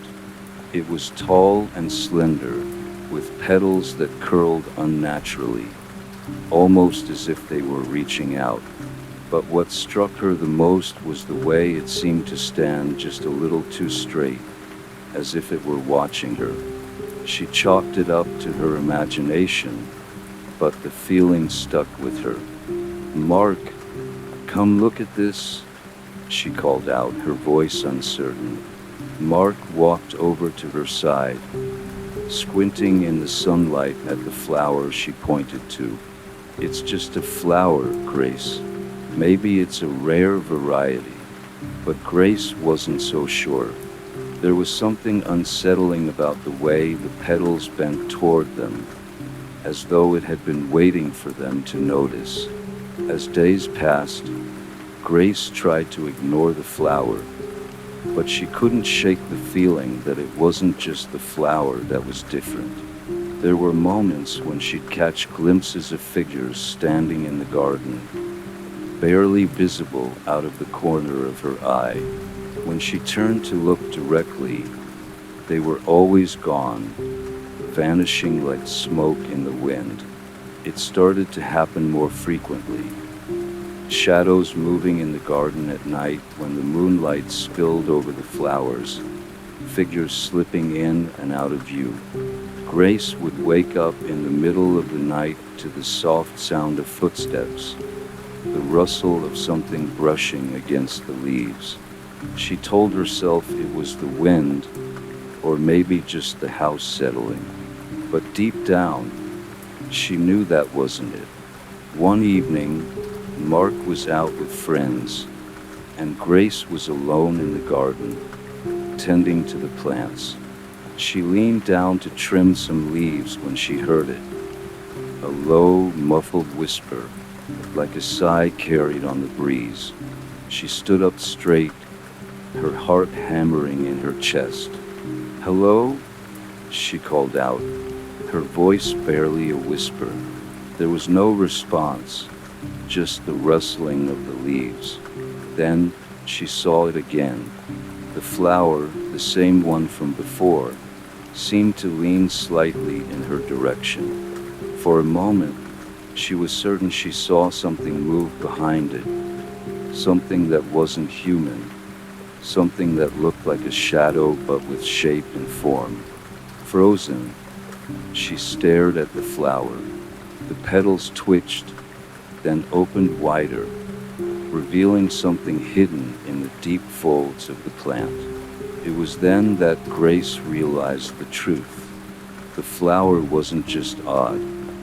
It had eyes, small, dark eyes, hidden beneath the petals, watching her. Her breath caught in her throat. She stumbled back, but before she could turn and run, the garden around her seemed to shift. The shadows deepened, and figures that were once indistinct became more solid.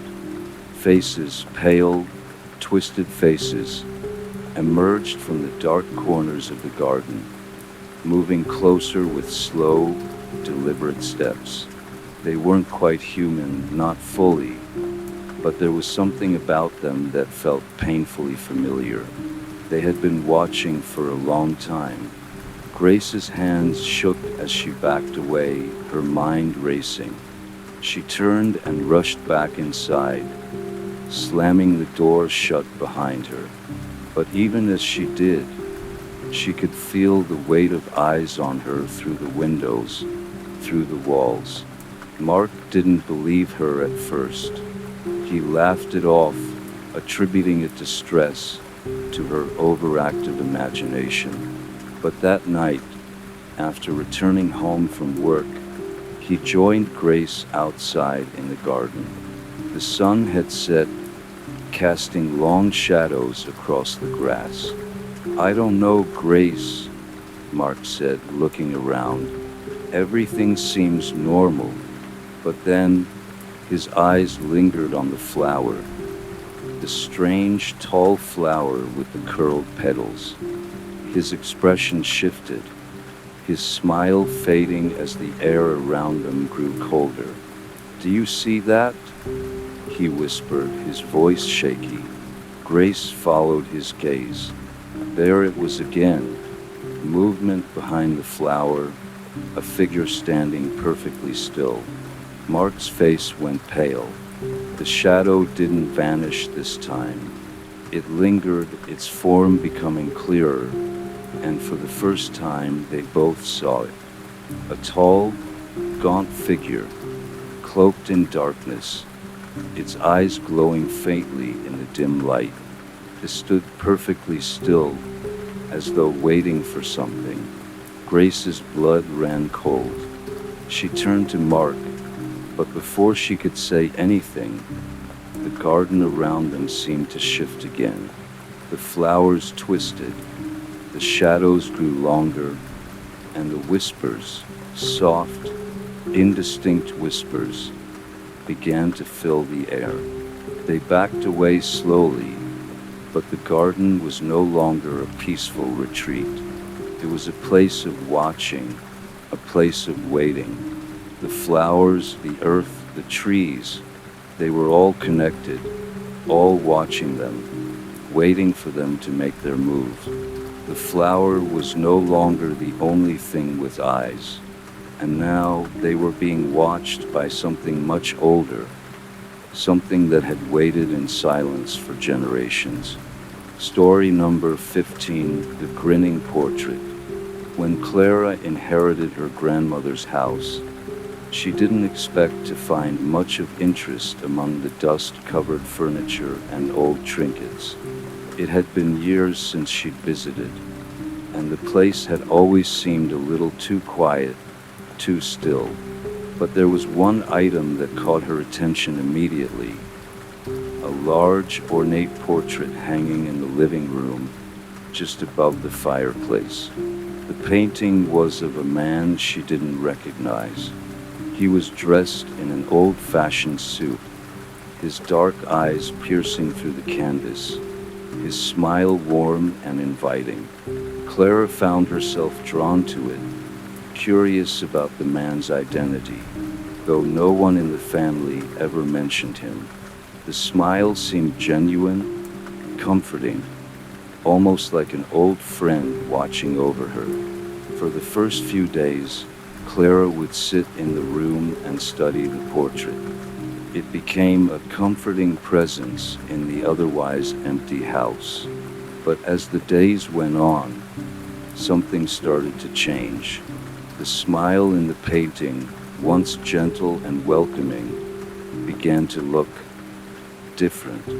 It wasn't much at first, just a slight widening of the lips, but it was enough to unsettle her.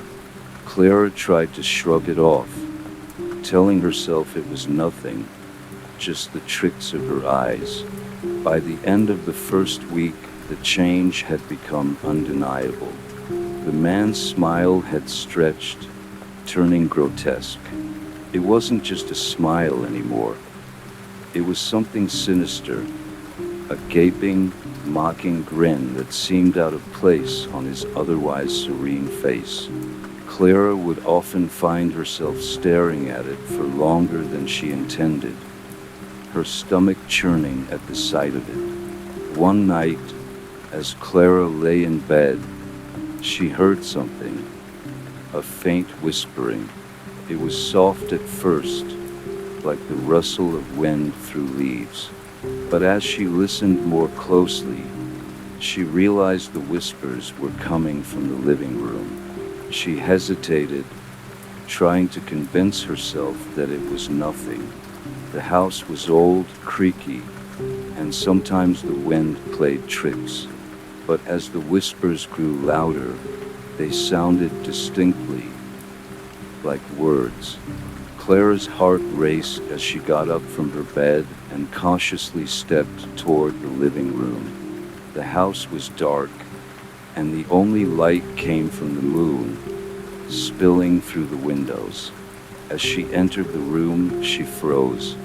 The man in the portrait was still there, his eyes gleaming, his smile now stretching unnaturally wide.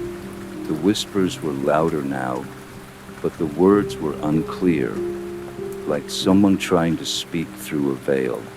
Then, without warning, the man in the painting seemed to shift. The slightest movement, his lips quivered, and his eyes seemed to blink. Clara stumbled back, her breath caught in her throat.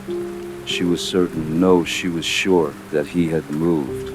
Who are you? Clara whispered, though she knew the question was foolish. The air in the room felt heavier, thicker, as though the space itself had grown uncomfortable with her presence. The whispers continued, now a jumble of desperate, unintelligible murmurs. Clara's legs felt weak, but she couldn't tear her eyes away from the painting. It was as if something was reaching out from the portrait, pulling her in. She tried to look away, but the man's smile grew even wider, more grotesque. His eyes seemed to follow her every movement, his expression contorting into something almost alive. That night she couldn't sleep. Every time she closed her eyes, she heard the whispers. They would grow louder until they were almost shouting in her ears. demanding her attention, begging her to listen. Clara tried to drown them out by covering her ears, but it was no use. The sound of the whispers was too strong, too urgent. And when she opened her eyes again, the portrait seemed closer, as though the man had shifted in the frame. The next morning, Clara found herself unable to leave the living room. Her eyes kept drifting back to the portrait, as if something was pulling her toward it, urging her to understand. She reached for the painting, her fingers trembling. As soon as her hand brushed against the frame, the whispering stopped. For a brief moment, everything was silent, but the air was thick with tension. And then the whispering started again, this time clear and sharp. "Listen to me," Clara gasped, pulling her hand away. The voice was unmistakable, coming from within the painting itself. The man's grin grew even wider, if that was possible. The smile was no longer inviting. It was cruel and mocking, a twisted reflection of something dark that Clara could not begin to understand. The whispers grew frantic, urgent, as though the man was becoming desperate for her attention. "I am waiting for you. Don't turn away." Terrified, Clara turned and fled from the room, but the whispers followed her, echoing in the corners of her mind, louder now, until it was as if the man's voice was in the very walls of the house.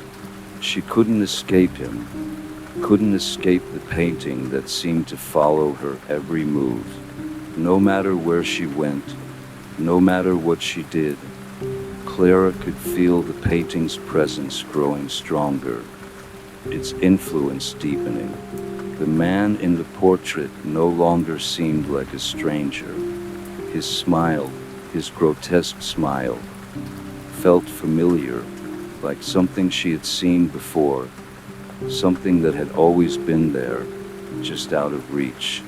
And then, one night, when Clara was certain she couldn't bear it anymore, the whispers stopped. Silence, dead silence. She thought it was over, but when she opened her eyes, the portrait was no longer in its frame. It was standing in the room with her. Story number 16, The Empty Chair. Maggie lived in a small, sleepy town on the edge of the countryside, where nothing much ever changed. The streets were quiet, and the houses were old, lined with flower beds that never seemed to bloom quite as brightly as they should. Her house, at the very end of the road, sat on a slight hill, surrounded by a sprawling porch that overlooked the quiet street. It was a peaceful life, a simple life. One morning, as she stepped out onto the porch with her coffee, she noticed something odd. An empty chair was sitting in the middle of the porch. It wasn't one of her chairs. It was an old wooden rocking chair with dark, weathered arms and a chipped seat. Maggie frowned, glancing around, but the street was empty. No one had been there the night before. She had no memory of bringing the chair out, nor had anyone knocked on her door. Shrugging it off as some mistake, Maggie moved the chair to the far corner of the porch, hoping it was just a trick of her tired eyes. But the next morning, the chair was back, sitting exactly in the middle of the porch once again. She felt a shiver crawl up her spine. She moved it again, this time behind the railing at the side of the porch. No one could have seen her move it, and yet the next morning it was back. The same worn, old rocking chair. Days passed, and the chair continued to appear every morning. Maggie tried locking the porch door at night, but it didn't matter.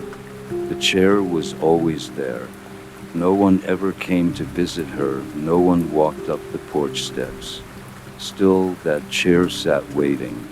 At night, she found herself staring at it from her kitchen window, feeling an odd sense of dread. She couldn't explain it, but there was something unsettling about it.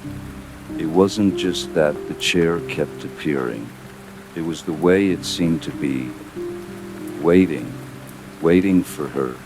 Maggie began to feel like it was no longer a chair at all, but a presence, quiet, still, but heavy with purpose. On the seventh day, Maggie decided she couldn't ignore it any longer. She opened the door and stepped outside onto the porch, the morning air colder than usual. The chair was sitting exactly where it always was, as though nothing had changed. Maggie walked up to it, her hands trembling slightly. The hairs on the back of her neck stood on end. She bent down and looked beneath the chair. First, she thought it was just the wind. A single piece of paper was wedged beneath one of the rocking legs. Maggie bent down, her breath catching in her throat, and pulled it free. The paper was old, brittle at the edges and yellowed with age. But it wasn't the paper that caused her heart to race. It was the handwriting. It was hers. Maggie turned the paper over slowly, her hand shaking. The writing was neat, careful, but undeniably hers. It read, "The chair is waiting for you to sit. You must listen." A chill ran down Maggie's spine, her breath coming in short gasps. She looked at the chair, her mind racing, trying to make sense of what she had just read. She hadn't written this. She couldn't have.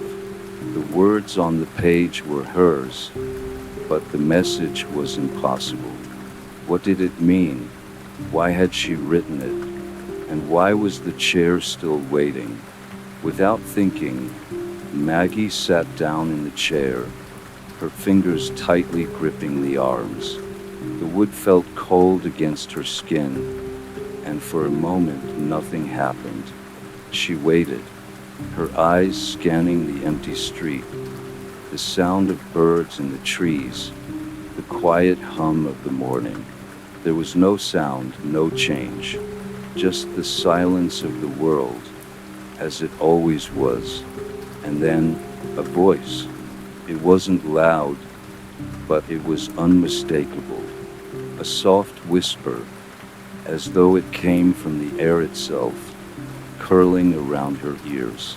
The voice spoke her name, Maggie, in a tone she didn't recognize. Her heart pounded in her chest as she sat frozen, unable to move. The voice continued, but it was not a voice she recognized. It was old, distant, like a memory she had long forgotten, calling to her from the edges of her mind. The whispers grew louder, more insistent, until Maggie could no longer tell where they were coming from. It was as though the very air around her was filled with 1,000 voices, all speaking at once. "Maggie, listen." The chair creaked beneath her, and the wind picked up, swirling around the porch. Her breath quickened as she tried to stand, but the chair wouldn't let her. It held her in place, its wooden arms firm and unyielding. "Listen to me," the voice continued. "You have always been here. You have always listened." Maggie's eyes darted around the porch, but there was no one there. She tried to push herself up from the chair, but it felt as though an invisible force was holding her down. Her body trembled, her mind racing, but the words kept coming. "You must listen, Maggie." Tears filled her eyes as the air around her seemed to thicken, pressing in on her. She couldn't move, couldn't speak. The chair had claimed her, and she realized with growing horror that it wasn't just waiting for her to sit, it was waiting for her to listen, to hear the things she had never wanted to hear, to know the things she had long since forgotten. As the whispers grew louder, the chair rocked slowly, back and forth, and somewhere, deep inside her, Maggie knew she was no longer the one who had found the chair. It was the chair that had found her. Story number 17, The Last Laugh. John had never intended to work in a theater. He wasn't an actor by trade, nor did he have any particular interest in the history of the old, dilapidated building he had been hired to work in. It was simply a job, one that would pay his bills until something better came along. The theater, tucked away on a quiet, neglected street, had been closed for years. It had a strange reputation, even among those who didn't care about such things. The stories circulated quietly in the town, told by those old enough to remember. The last actor to perform there, they said, had vanished the night after his final show, leaving behind only a faint echo of his laughter in the empty halls. The theater was haunted, of course, though no one knew exactly by what or who. John hadn't thought much about those stories when he first applied. The job was simple enough: organize the forgotten costumes, sweep the stage, and make sure the lights worked. Nothing spectacular. The building was dark and musty, and the air inside seemed thick with dust and memories that no one cared to stir. Still, there was something about it. Something in the way the old velvet seats sagged in the silence, as though they were waiting for something to happen. The first few days were uneventful. He spent his time cleaning, moving old props, and occasionally checking the lighting system. But as the sun set each evening, the theater seemed to change. The air grew heavier, the shadows deeper. It wasn't the usual quiet of an empty building. There was something else there, something waiting. One night, as he was sweeping the aisles, he heard it. At first, it was faint, just a whisper of sound, like the rustle of paper or a soft breath. Then it grew louder, a low, chuckling laugh, echoing from somewhere deep within the theater. John froze, the broom still in his hand.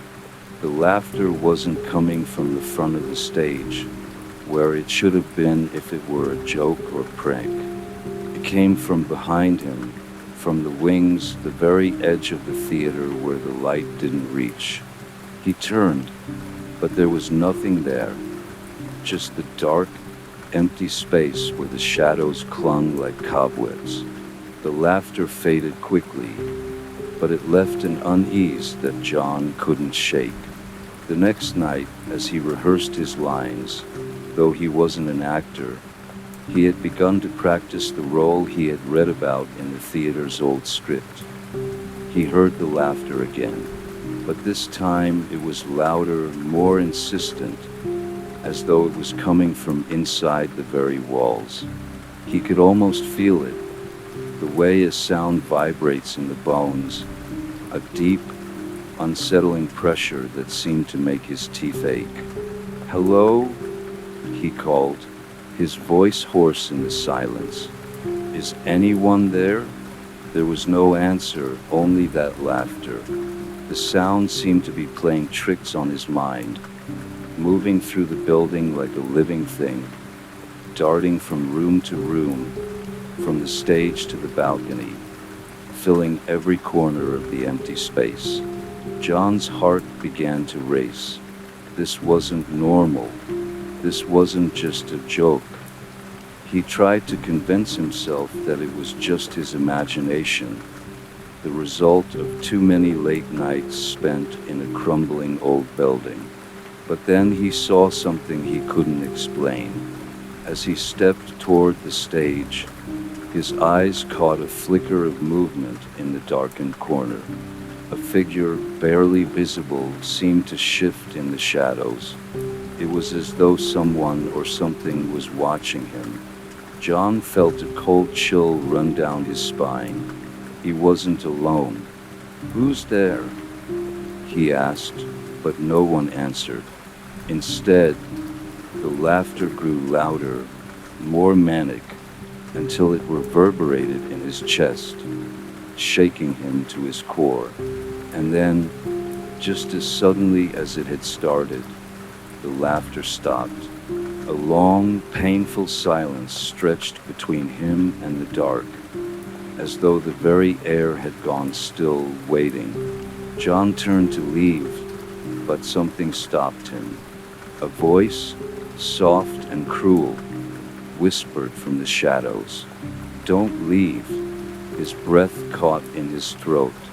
He knew he should run, should get out of the theater, but his legs felt heavy, as if they were glued to the floor. The voice spoke again, this time clearer. "Stay and perform. We're waiting." John's pulse quickened.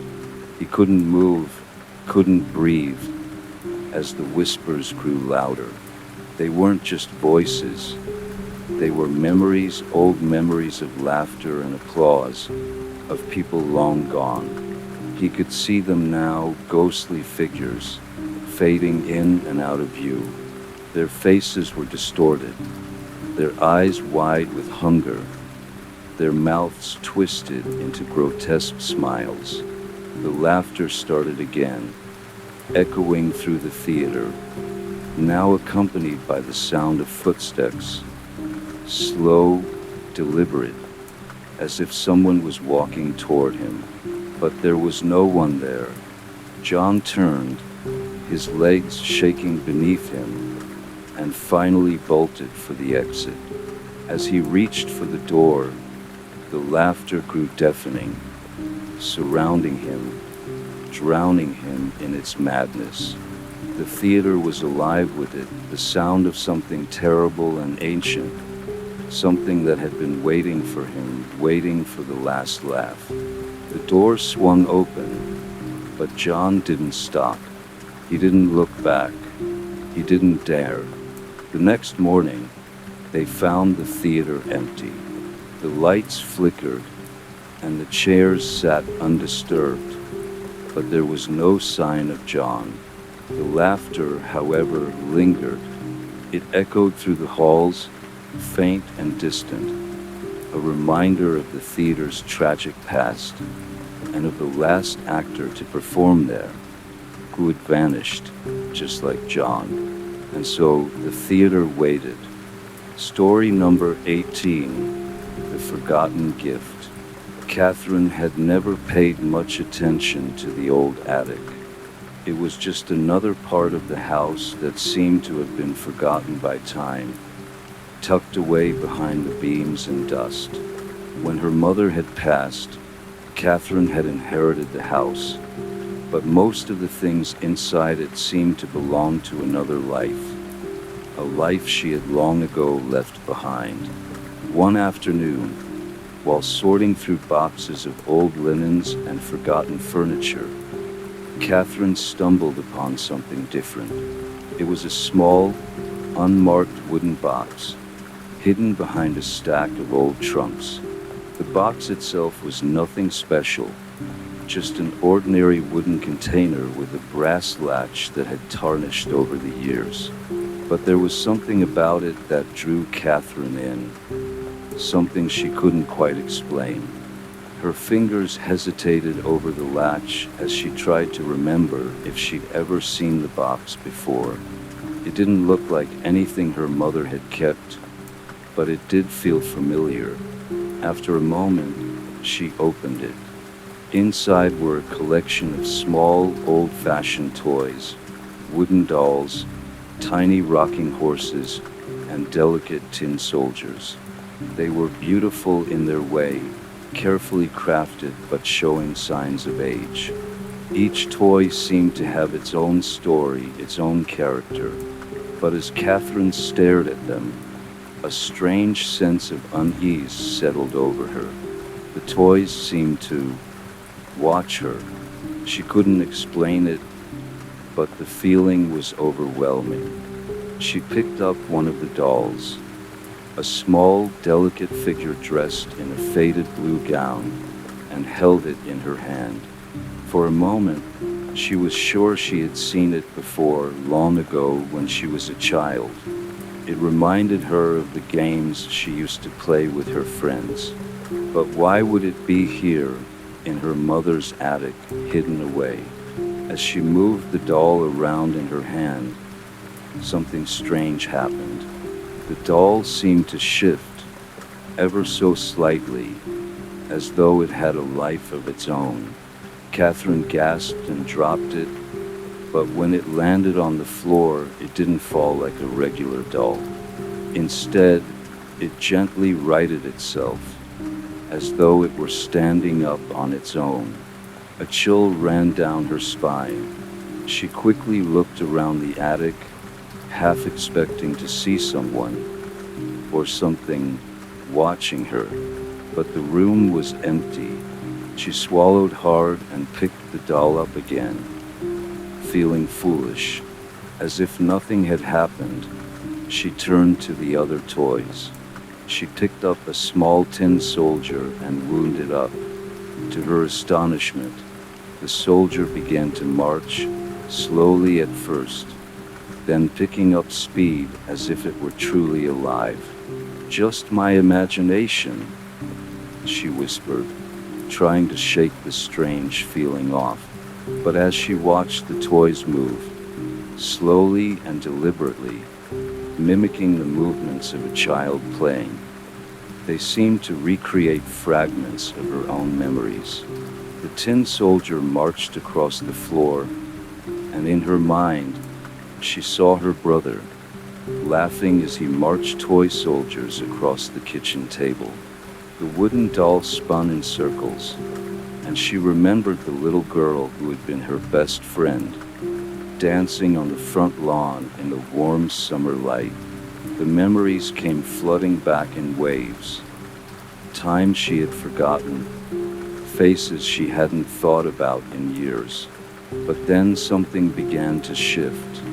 The toys started to act differently. The doll, once graceful, now seemed to struggle against its own movements, jerking unnaturally in Catherine's hands. The soldier no longer marched but stood still, staring at her with eyes that seemed far too lifelike. She frowned. Something wasn't right. As she stared at the toys, the memories they triggered began to twist. The laughter of her brother turned to tears. The sunshine of the front lawn faded to gray, and her best friend's smiling face distorted into something dark, something angry. The toys moved in sync with these distorted memories, mimicking them in grotesque detail. Catherine felt her heart race. She was no longer playing with toys. She was reliving the moments, only they weren't the same.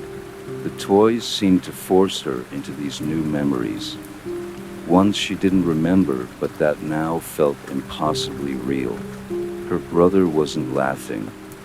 He was crying, screaming, his face contorted in terror. The little girl in the blue gown wasn't dancing. She was crying, her hands stretched toward Catherine as though begging for help that would never come.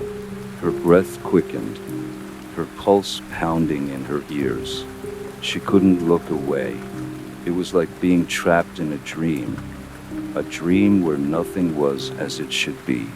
Every toy she touched brought her further into a nightmare of twisted recollections.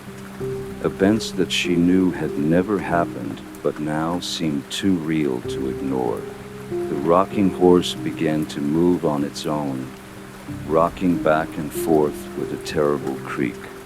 Catherine wanted to scream, but no sound came. Instead, she reached for it, trying to stop it, but as her fingers brushed the cold wood, the horse's eyes seemed to gleam with malice. The toys were alive, but not in the way she had first thought. They weren't memories. They were traps, twisted versions of the past, designed to hold her there, in that attic, forever.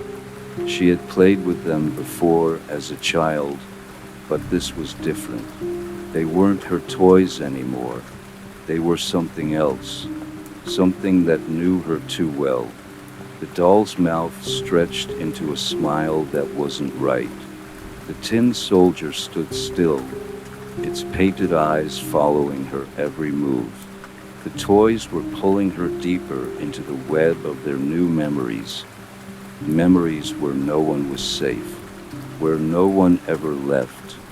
She tried to stand, to flee, but as she turned to leave, the attic door slammed shut, and the toys, her forgotten gift, began to move faster, their laughter and whispers filling the room. And Catherine realized, with a sickening clarity, that there was no escape. The toys had not only twisted her memories, they had taken them, and they were never going to let her go. Story number 19, The Mirror in the Basement. Anna and Mark had always dreamed of restoring an old farmhouse. When they found the property, tucked away in a quiet, overgrown part of town, it felt like a hidden gem. The house was large, with high ceilings and creaky floors that whispered of a history they could only begin to imagine. It was perfect for them. The couple had saved for years, and now they were ready to start fresh, to build a life in the house that seemed to promise peace and a bit of adventure. The basement was the first room they began working on. The air was musty, thick with the smell of damp wood and earth, and the floor was littered with forgotten boxes, old furniture, and a tangle of unused tools. But as they cleared away the mess, something caught Anna's eye.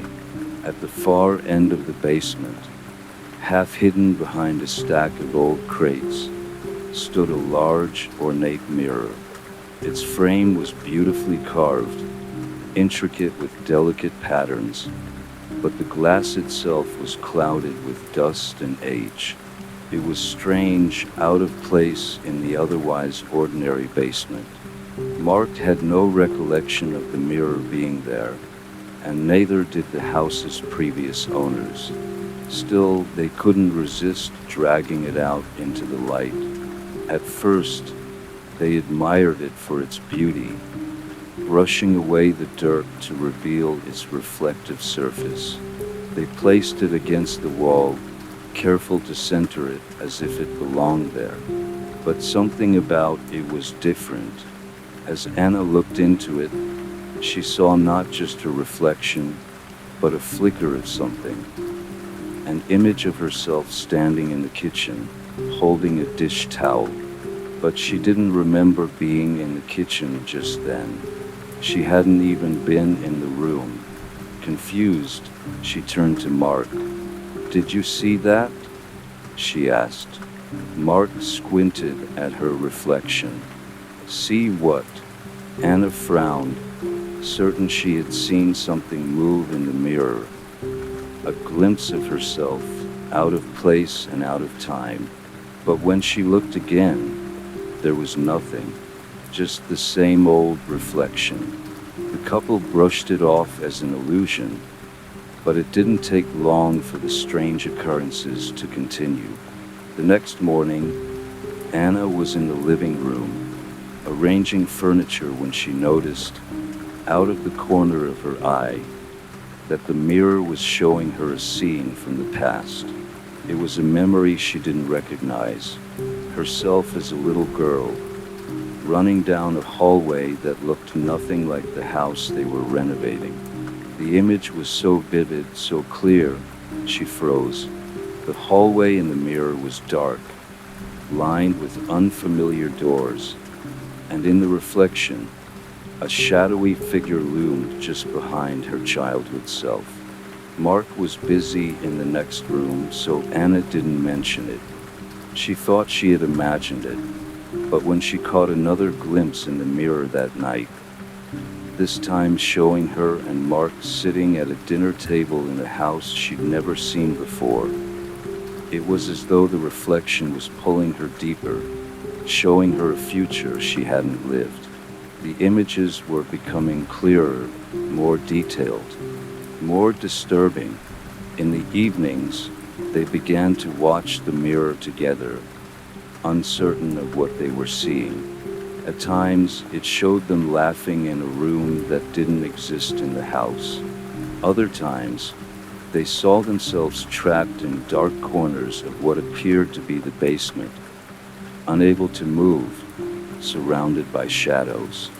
But they couldn't tear their eyes away, drawn to the pull of it, the way the mirror seemed to capture their lives in a way they couldn't understand. One night, as they sat in the living room, the air grew heavy. The temperature in the room dropped, and Anna shivered despite the warmth of the fire crackling in the hearth. She turned to Mark. "Mark, I don't know what's happening," she whispered. "This mirror, it's showing us things I can't explain." Mark's eyes were wide as he stared into the glass, as if something had just occurred to him. His voice was tight when he spoke. "Anna, what if the mirror isn't just showing us the past or future? What if it's showing us what could happen?" She stared at him, unsure whether she was more frightened by the idea or the way the mirror seemed to flicker, as though it was alive, waiting. Suddenly, the reflection of them both in the mirror began to shift, faster than Anna could react. They were no longer sitting in the living room but in a dark, empty space, surrounded by nothing. The mirror's surface pulsed with an eerie, unnatural light. The images in the glass shifted wildly, snippets of their lives. Some they'd lived, others they had yet to experience, and others that never would. It was like watching a broken film, a story that hadn't been told yet, a narrative filled with fear and dread. The mirror had become more than just a reflection. It was a window to something else, something dark and uninviting. Anna could feel it. The mirror wasn't just showing their past or future. It was starting to control them, to rewrite their story. "Mark," she whispered, her voice barely audible. "We have to get rid of it. We have to." But before she could finish her sentence, the image in the mirror froze. The reflection of Anna and Mark, still sitting in the living room, now appeared trapped. They were smiling, but their eyes were wide with terror. Something behind them seemed to be creeping closer, a shadow, barely visible but growing larger, its shape indistinct but sinister. Mark tried to move, but the room around them seemed to close in.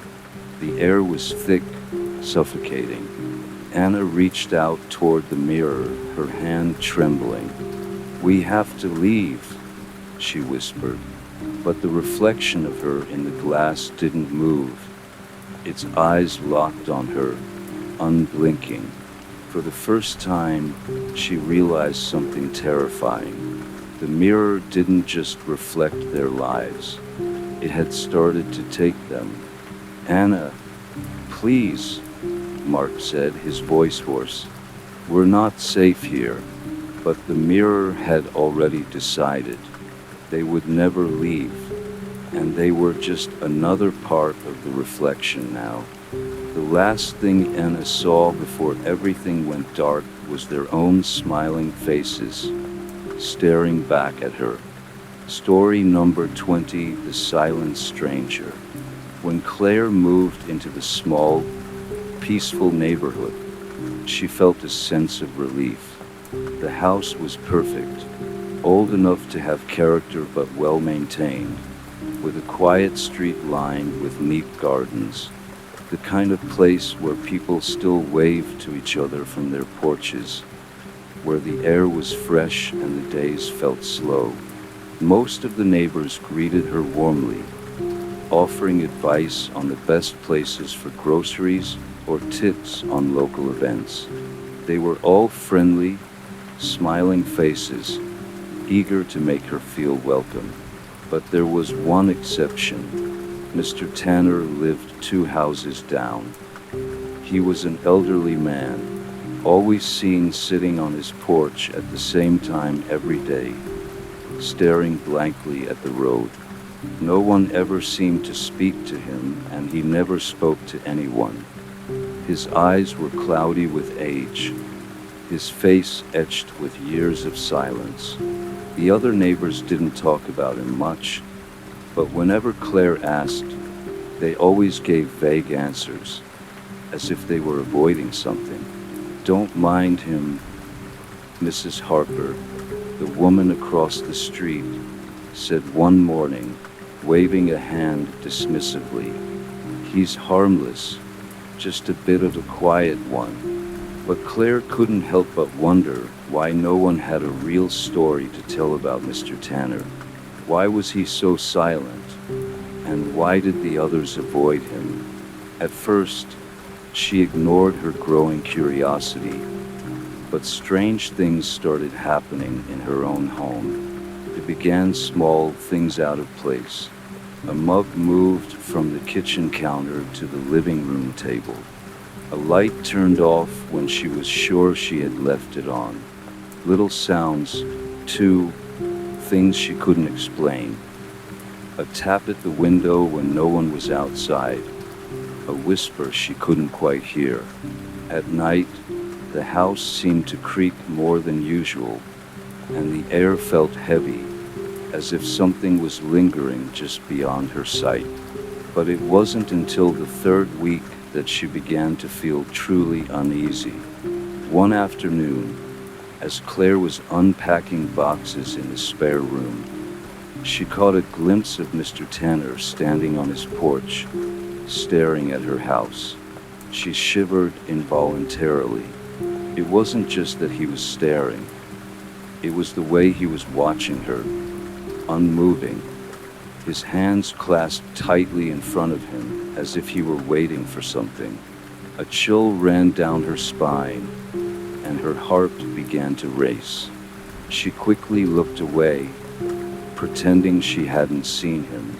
But after that, the occurrences grew more frequent. One night, Claire woke up to find all the kitchen drawers open, the utensils scattered across the floor. She was certain she hadn't done it. She couldn't remember leaving the kitchen in that state, and the house was silent, too quiet, as if it were holding its breath.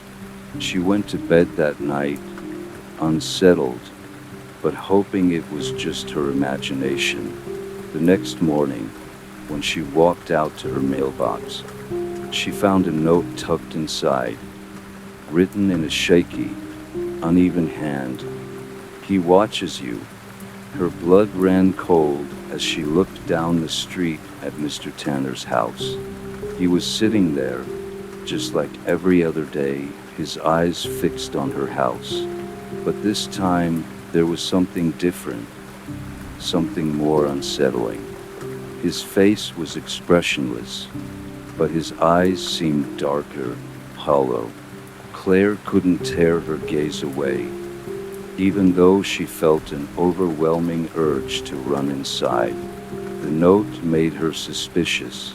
She started watching Mr. Tanner more closely, and what she saw sent a chill through her bones. Every time she passed by his house, his eyes seemed to follow her. But no matter how many times she tried to approach him, to speak to him, he never said a word. He didn't even acknowledge her presence. Something was wrong, she could feel it. It wasn't just Mr. Tanner that made her uneasy.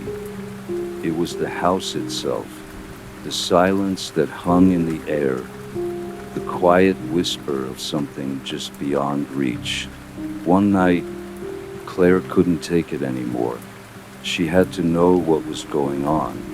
She waited until the moon was high in the sky and the neighborhood had fallen into that peaceful stillness. She grabbed a flashlight and quietly slipped out of her house. Her heart pounded in her chest as she walked down the street, trying to ignore the nagging feeling that someone was watching her. When she reached Mr. Tanner's house, she stood in front of the porch for a moment, staring at the dark windows. She didn't know what she was looking for, but she knew she had to know. Then something moved inside. She froze, her breath caught in her throat. A figure emerged from the darkness, a tall, thin shape, moving slowly across the porch. Claire's heart raced as the figure stepped into the light. It wasn't Mr. Tanner. It was her, or at least it looked like her. The woman on the porch had the same face, the same eyes, but they were hollow, empty, like they belonged to something else entirely. Before Claire could move, she heard a voice behind her. "You shouldn't have come." She spun around to see Mr. Tanner standing at the end of his driveway. But he wasn't silent anymore. His voice was low, hoarse, like it hadn't been used in years. His eyes bore into hers, a strange sadness in them. "The house is never empty," he said, his voice breaking the silence of the night. "It's always been waiting." Claire stepped back, her legs trembling. She had no words, only the cold realization that the danger she had feared wasn't coming from Mr. Tanner. It was coming from inside her own home. The silence wasn't his, it was hers too. The house had been waiting for her all along, and the true danger was already inside, closer than she had ever imagined. As she turned to run, she heard the whispers of something moving behind her. Story number 21, The Silent Choir. When Emily moved to the small village of Greystone, she thought she was escaping the noise of the city, seeking peace, solitude, and a simpler life. The village, with its winding cobbled streets and old stone houses, seemed perfect. There was a quiet church at the center of town, with a tall, weathered bell tower that chimed every hour, marking the passage of time in a way that was gentle, not intrusive. Emily soon learned that the village was known for its church, not just for its history but for the choir. The villagers spoke of it in hushed tones, as though the choir was something sacred, something that couldn't be explained, something not quite of this world. They told her that it had been performing for centuries, every Sunday at noon, just as the church bell rang 12 times. Intrigued, Emily decided to attend the service. The church was small but beautifully maintained, with stained glass windows that cast colorful patterns on the stone floors. The pews, all well worn, were filled with a few quiet villagers, their faces solemn. There was an air of reverence, but there was something else too, something that made her uneasy, though she couldn't quite name it. When the choir began, Emily looked toward the front of the church. The singers were seated in a row, dressed in dark robes that seemed to shimmer slightly, even in the dim light. Their faces were pale, featureless, like figures she might see in a dream. The choir conductor stood at the podium, waving his hands as if directing them, though no sound came from their lips. The silence was so complete, so profound, it felt unnatural. It pressed against her ears, filling the church with a quiet that was almost tangible. At first, Emily thought perhaps it was a mistake. Maybe the choir had forgotten to start. But as the minutes passed, and the silent figures continued their movements, hands lifting, mouths opening, she realized that something was terribly wrong. The music was gone, replaced only by the eerie movement of the choir, each member performing in perfect unison. There was no sound, but it felt as if they were singing directly into her soul, their silent melody wrapping around her. The villagers around her were unmoved, their faces expressionless, as if this silent performance was an ordinary part of their lives. But Emily could not take her eyes off the choir. She felt something pulling her toward them, a compulsion she couldn't understand. It was as if their silent music was not just for the ear, but for the mind, drawing her in, binding her to their performance. When the service ended, Emily left quickly, feeling a strange heaviness in her chest. But that night she could not sleep. She could not shake the image of the ghostly choir from her mind, and when she closed her eyes, she could almost hear the faintest echo of their silent song, a song that made her heart race, a song that spoke without words. Over the following weeks, Emily became more and more drawn to the church, unable to stay away. Every Sunday, she found herself sitting in the same pew, waiting for the choir to begin. The more she listened, the more the silence seemed to seep into her, as though it was hollowing her out, piece by piece.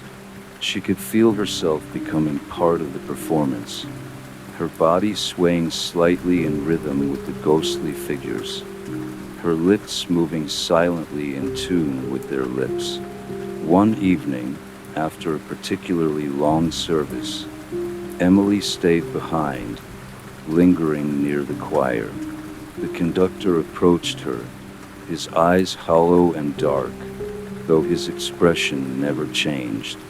He did not speak, but his presence felt like a command.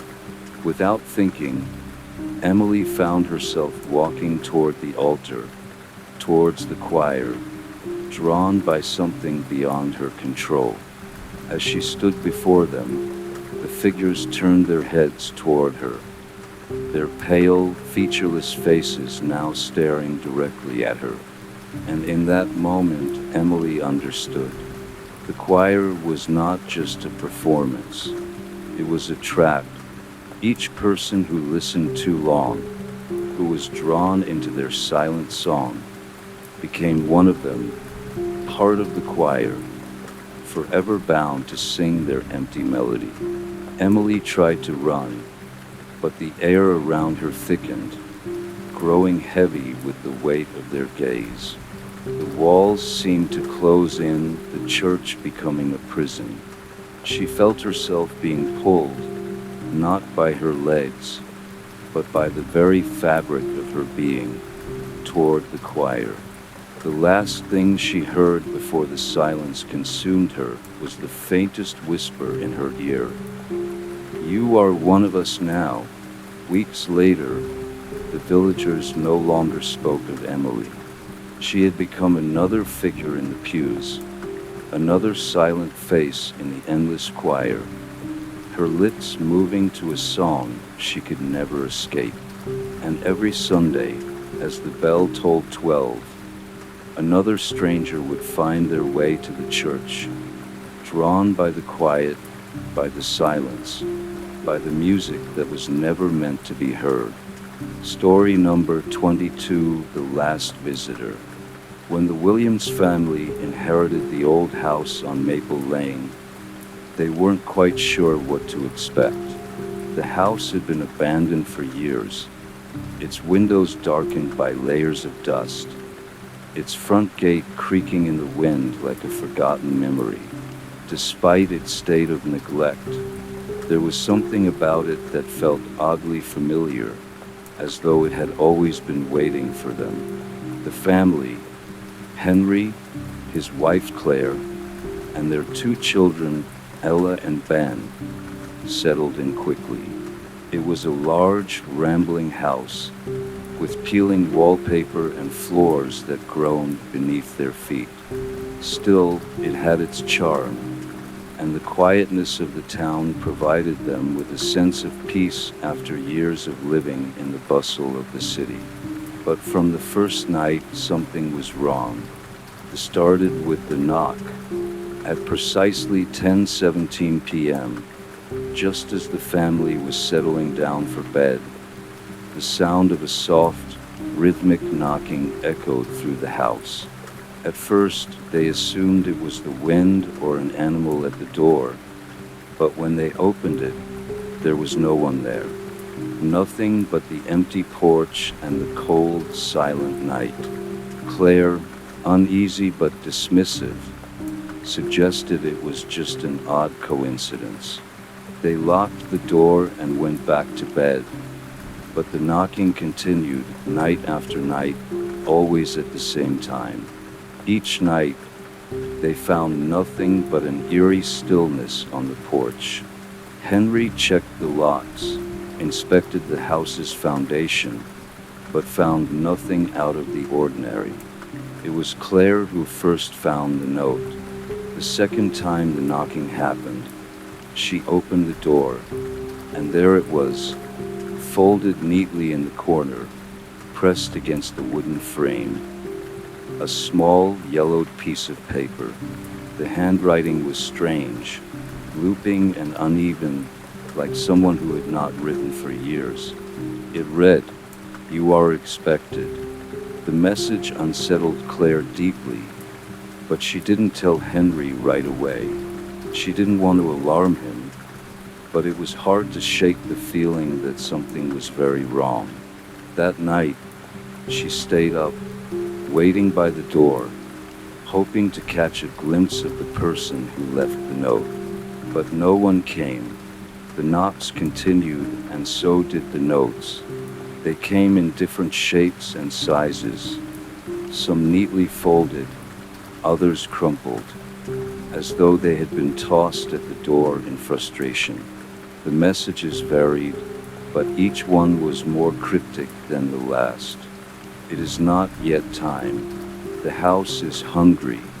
You belong here." Henry tried to dismiss it all.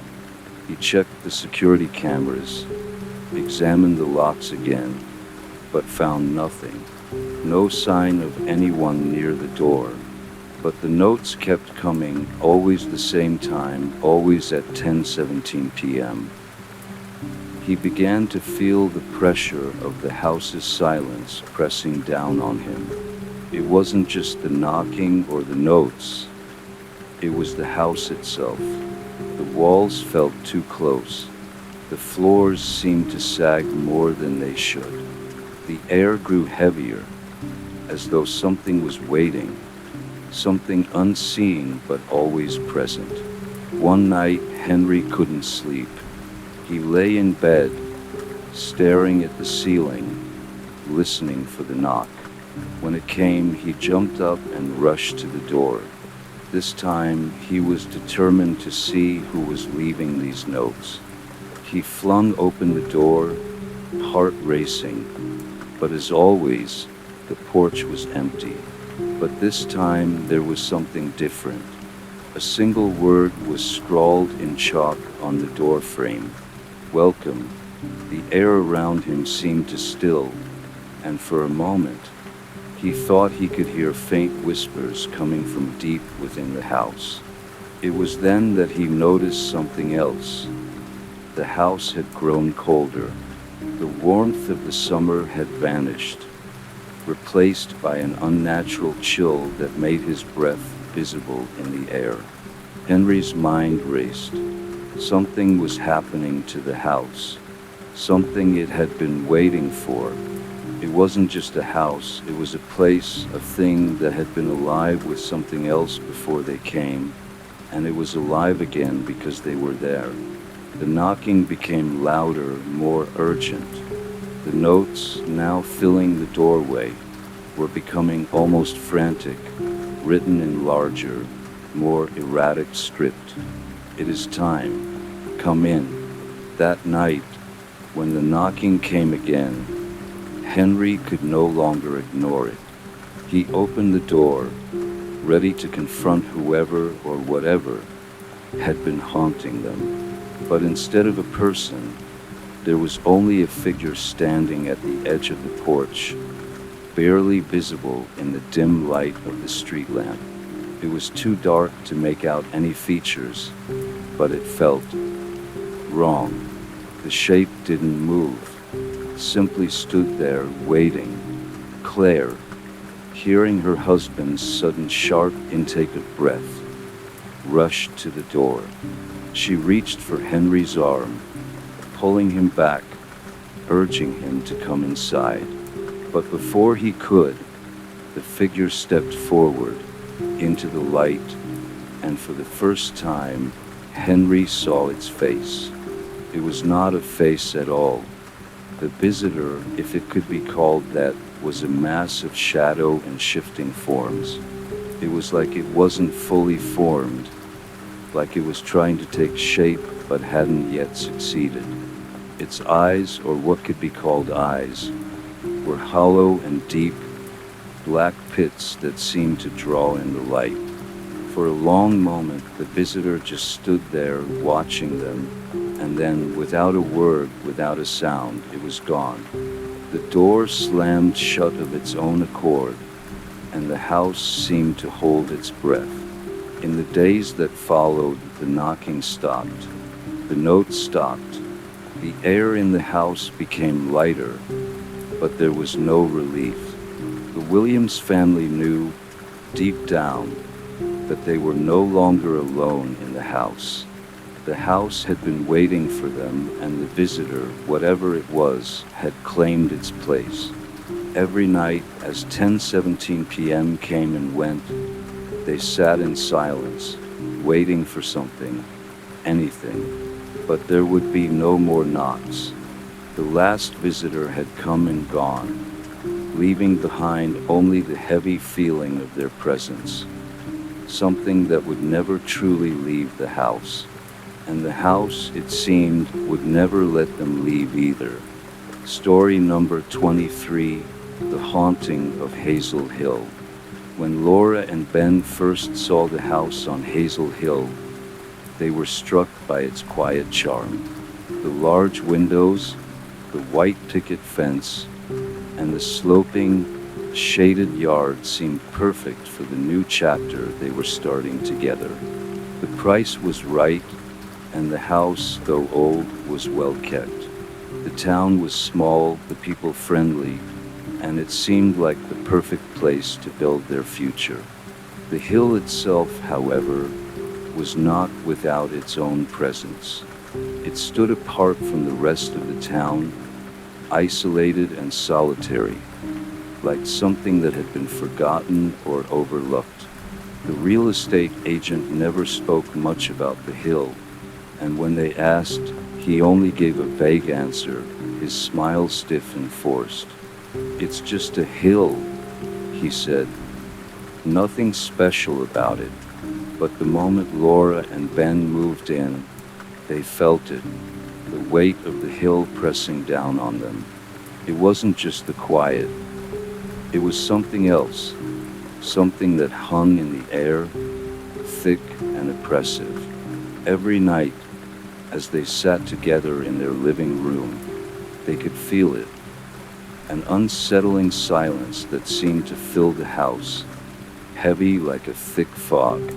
It began slowly. At first, it was the sound of footsteps in the hall when no one was there. Then it was the distant murmur of voices, faint and indistinct, as though a crowd were gathered just beyond the walls. Ben, practical and logical, assumed it was just the house settling, old wood and shifting beams. But Laura felt it too, an unshakable sense that they were not alone. Things began to happen in the house, small, unsettling things. Doors that had been shut would be opened the next morning. Items would move from one room to another, though neither of them had touched them. And always, in the dead of night, there was the feeling of being watched. Laura would wake up in the middle of the night, certain that someone was standing just beyond the foot of their bed, waiting. She would turn on the light, and the room would be empty. But it wasn't just the house that seemed off. It was the hill itself, the land beneath it. At night, the air would grow thick with something cold and heavy. Sometimes, when Laura stood by the window, she thought she saw figures moving in the shadows, figures that seemed to watch her, just out of reach. They were never clear, just shapes, faint and elusive, as though they were made of the night itself. As the days passed, the whispers in the house grew louder. They weren't voices of the living, no. These were the murmurs of something older, something buried deep in the earth.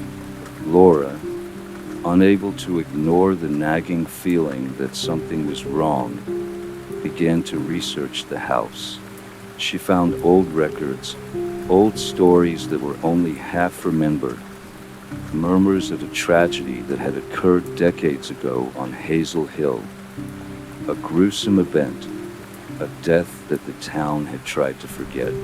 The more she dug, the more she uncovered. A story of a family, a tragedy that no one wanted to talk about, and a house that had witnessed it all. There was something about the hill itself, something tied to the land, something that seemed to reach back into the past and pull everything into its depths. The more Laura learned, the more she felt the hill pressing against her, pushing her away from the truth. She became obsessed, unable to stop. She needed to know what had happened, what dark secret the hill was hiding. Ben, however, began to pull away. He grew increasingly distant, restless. He couldn't understand why Laura was so fixated on the past. "Let it go," he would say, but the words sounded empty, as though he wasn't even speaking to her anymore. Sometimes, he would disappear into the yard, wandering through the trees, staring at the house with a vacant expression on his face. He would speak to no one, and his eyes seemed dull and lost. One night, as the clock struck midnight, the figures in the windows became clearer. Tall, gaunt shapes, their faces twisted in silent screams.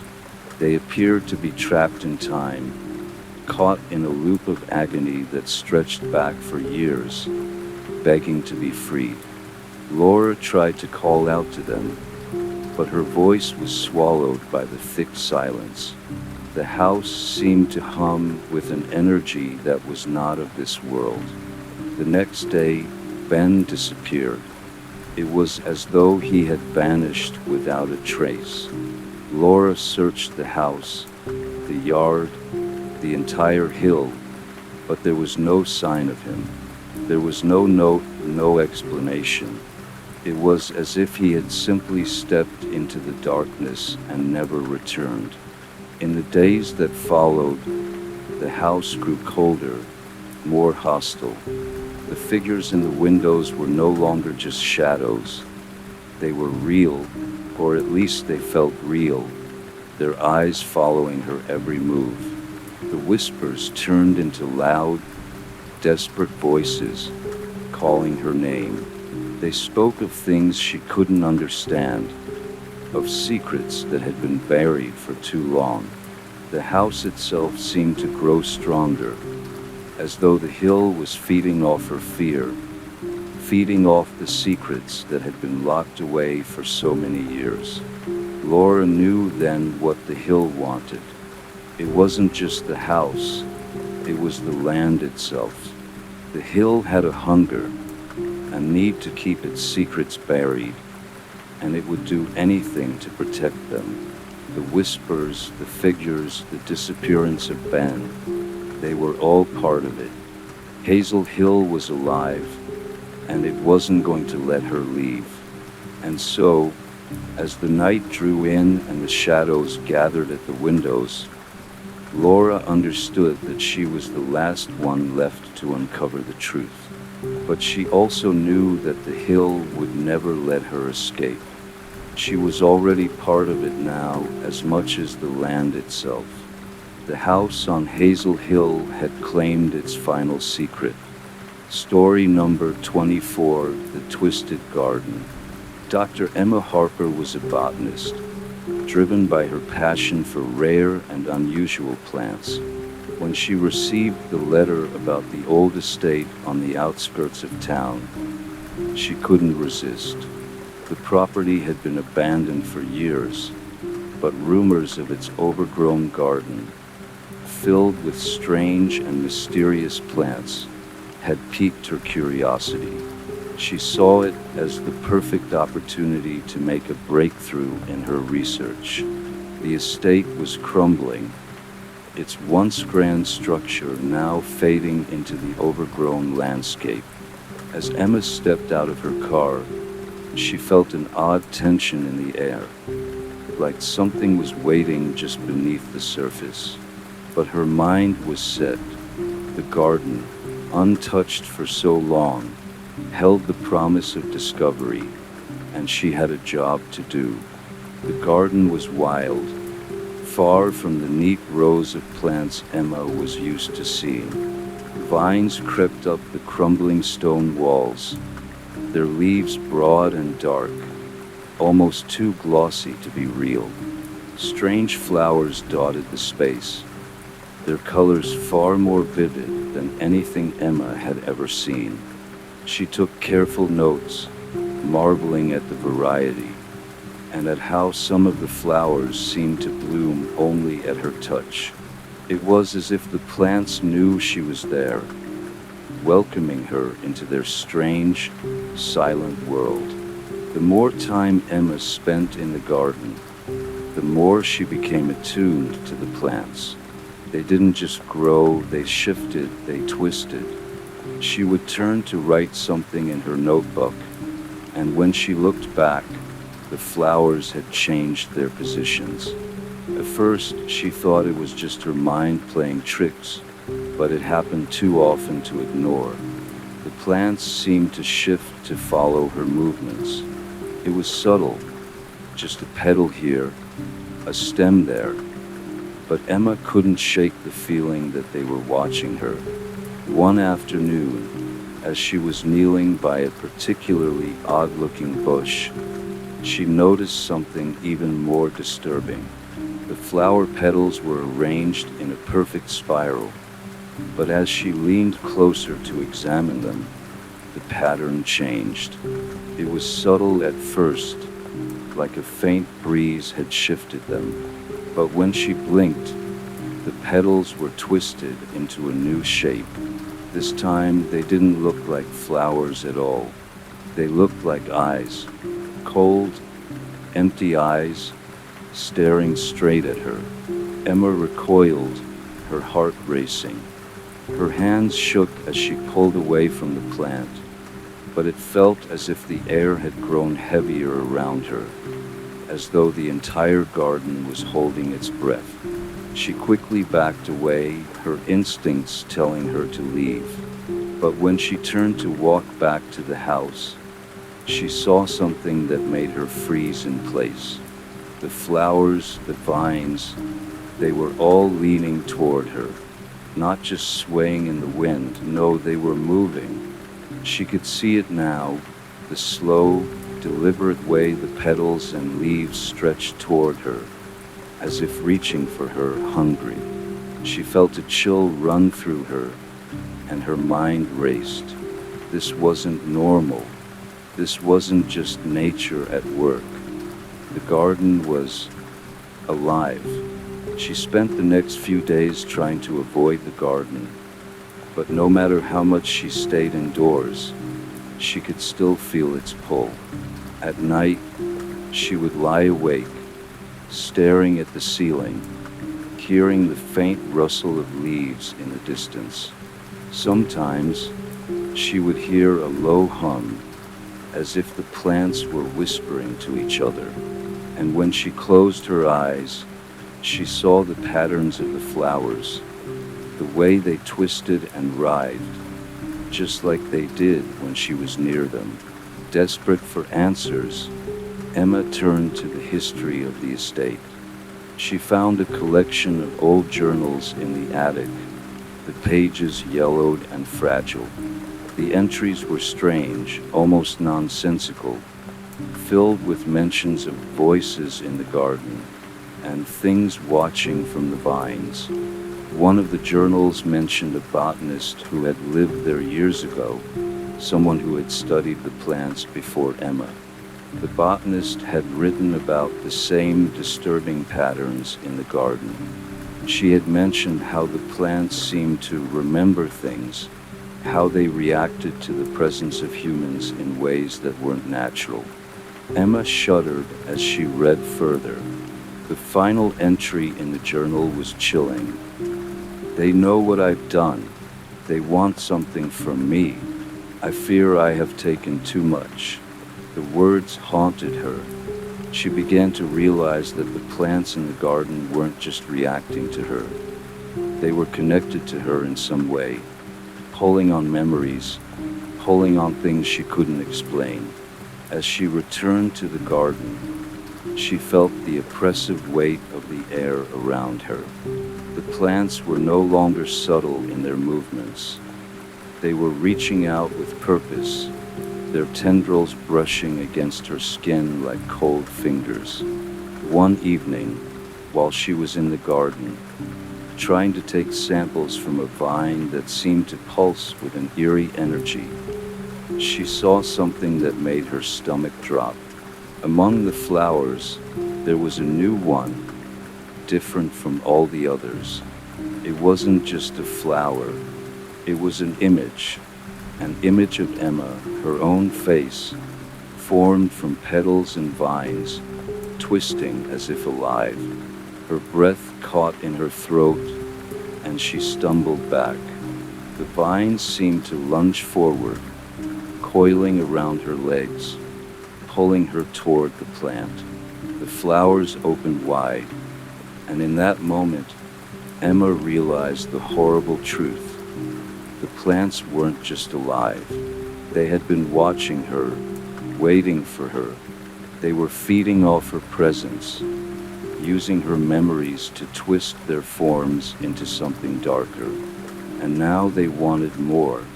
As she struggled to free herself, the vines tightened around her, and the plants seemed to whisper her name over and over, their voices rising in a chorus.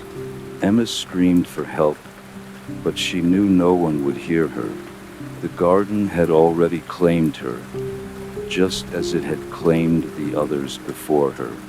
And in the silence of the garden, her screams were swallowed whole, lost among the twisted flowers and the roots that reached deeper into the earth, where memories and secrets were kept, waiting for the next botanist to come. Story number 25, The Mysterious Tenant. When Daniel first moved into the apartment on the top floor of the old building, he hadn't given much thought to its history. The rent was reasonable, the location was perfect, and the place had a kind of charm that only old buildings could have. The landlord, a thin, pale man with unerringly bright eyes, had given him the keys with little more than a brief smile and a muttered welcome.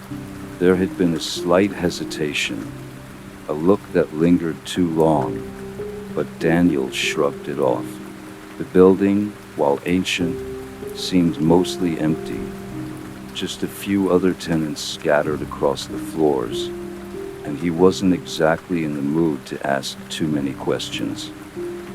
He was eager to settle in, and the building's faded walls held the promise of quiet solitude. At first, things were uneventful. The apartment was cold at night, but the heater worked fine, and the sounds of the city below were muffled by the thick windows. Daniel spent his evenings unpacking and trying to make the place feel like home. He didn't know much about the building, only that it had been around for decades and that some of the apartments had been unoccupied for years. He'd heard vague rumors about past tenants disappearing, but no one seemed to know the details, and he wasn't the type to dwell on idle gossip. It wasn't until the third week that things started to feel off. It began with small things, strange feelings of being watched when he was alone in his apartment. He would hear faint whispers in the walls, as if someone were talking just beyond his hearing. The air would grow inexplicably cold at times, even when the heater was on full blast. But it wasn't until one evening, when Daniel stood before his bathroom mirror, that he truly started to feel uneasy.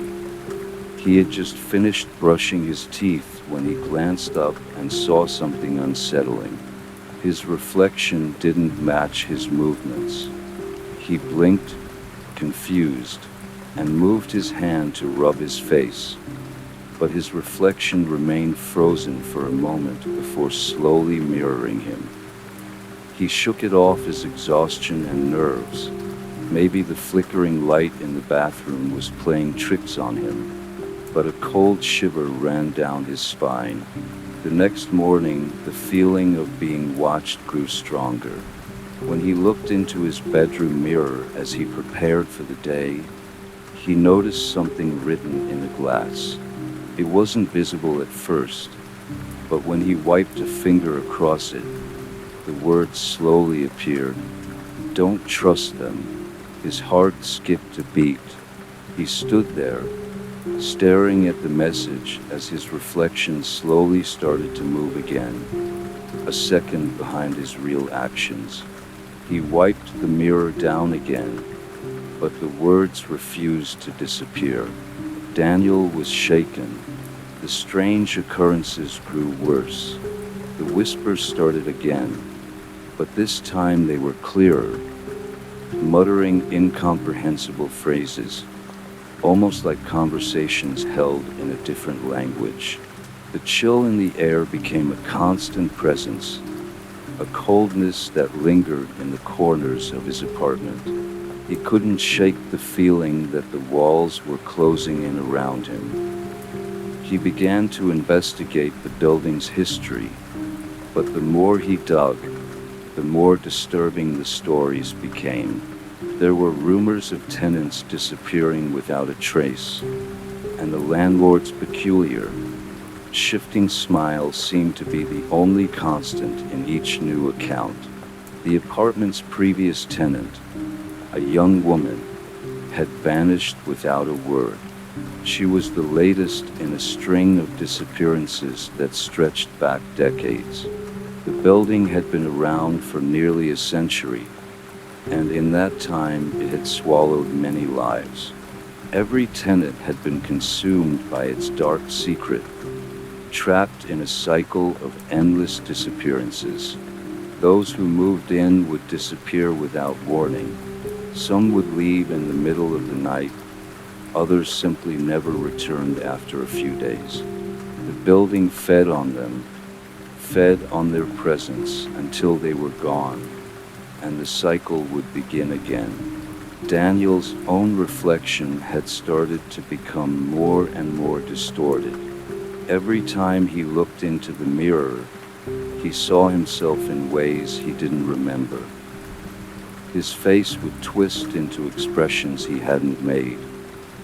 His movements would seem delayed, and his eyes would linger too long on him, as though something else were inhabiting his skin. And the whispers, they were always there now, following him through the rooms, filling the empty spaces with words he couldn't fully understand. One night, desperate to get to the bottom of the mystery, Daniel confronted the landlord. He found the man in his office, sitting behind the desk, his eyes glowing unnaturally in the dim light. "The others," Daniel began, voice trembling. "The tenants who disappeared. What happened to them?" The landlord smiled, that same eerie smile, and his eyes seemed to deepen with some secret knowledge. "They didn't leave, Daniel. They never left. They're still here in the walls, in the mirrors. The building takes what it wants. You're no different." Daniel's breath caught in his throat, and a cold dread settled in his stomach. The building, the walls, the mirrors, the whispers, it had all been pulling him in, just like the others. He tried to leave, but it was too late. As he ran toward the door, the reflection in the hallway mirror showed him standing still, watching as he struggled to break free. And as he turned to face the window, the walls seemed to close in, and he realized, too late, that he was already a part of the building's dark history. Another tenant, another face in the mirror, trapped forever in the cycle of disappearances.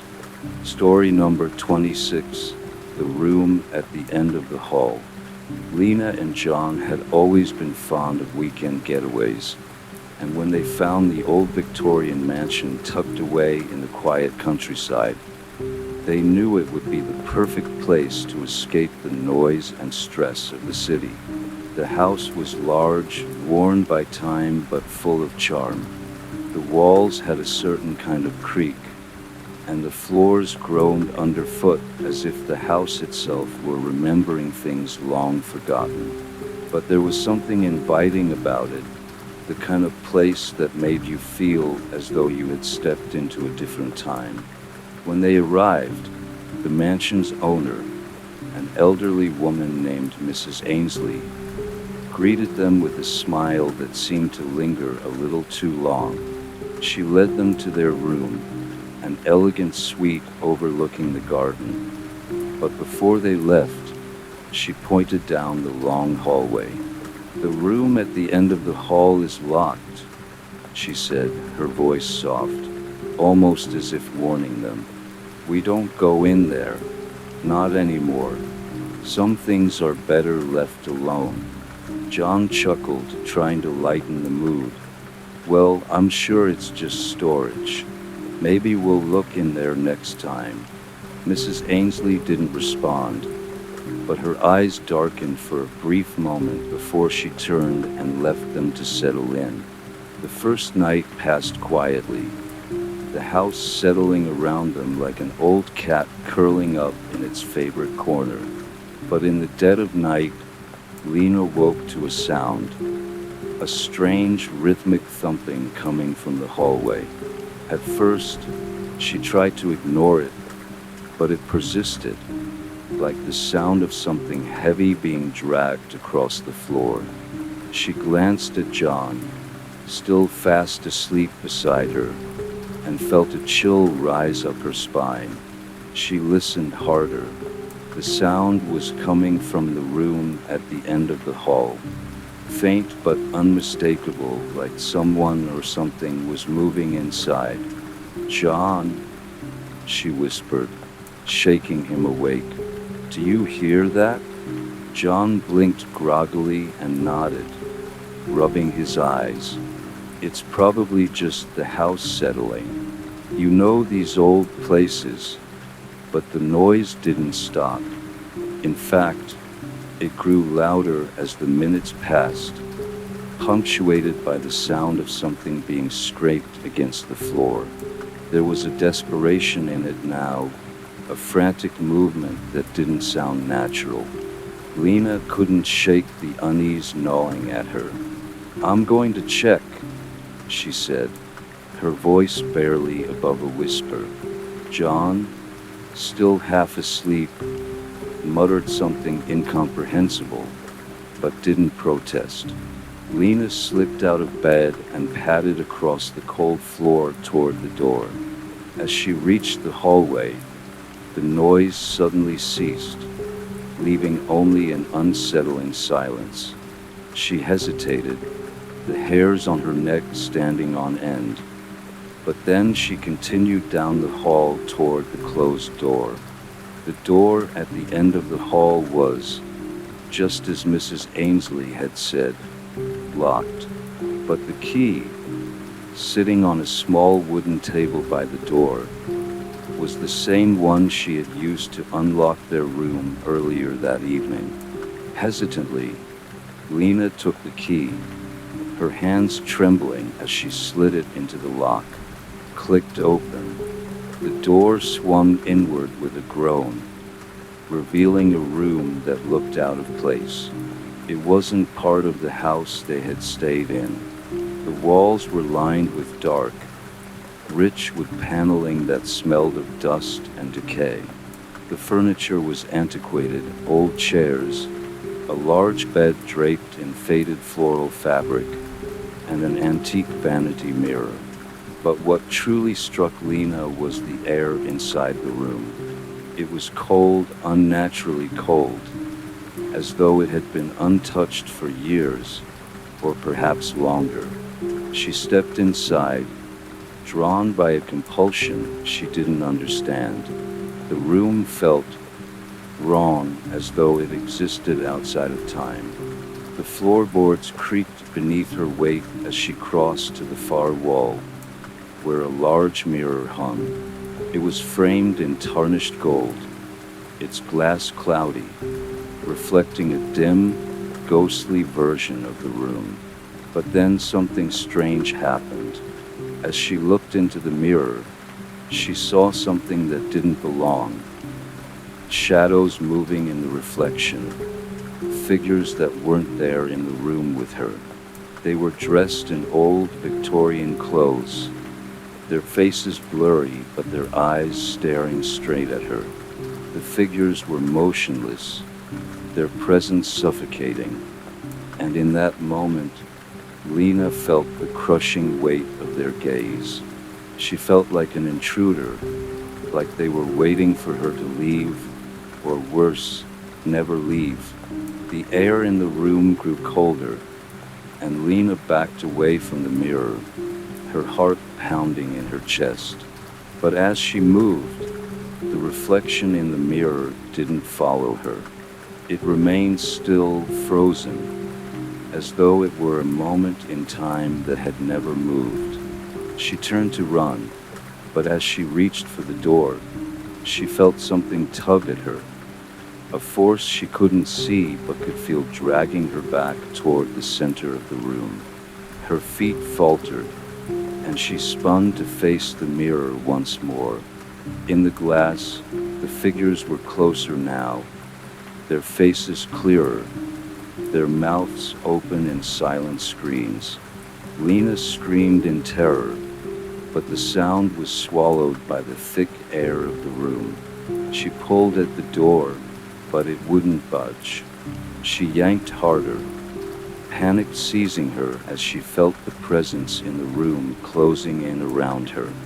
Then, suddenly, the door swung open, and she stumbled back into the hallway. John was standing there, his face pale, his eyes wide with fear.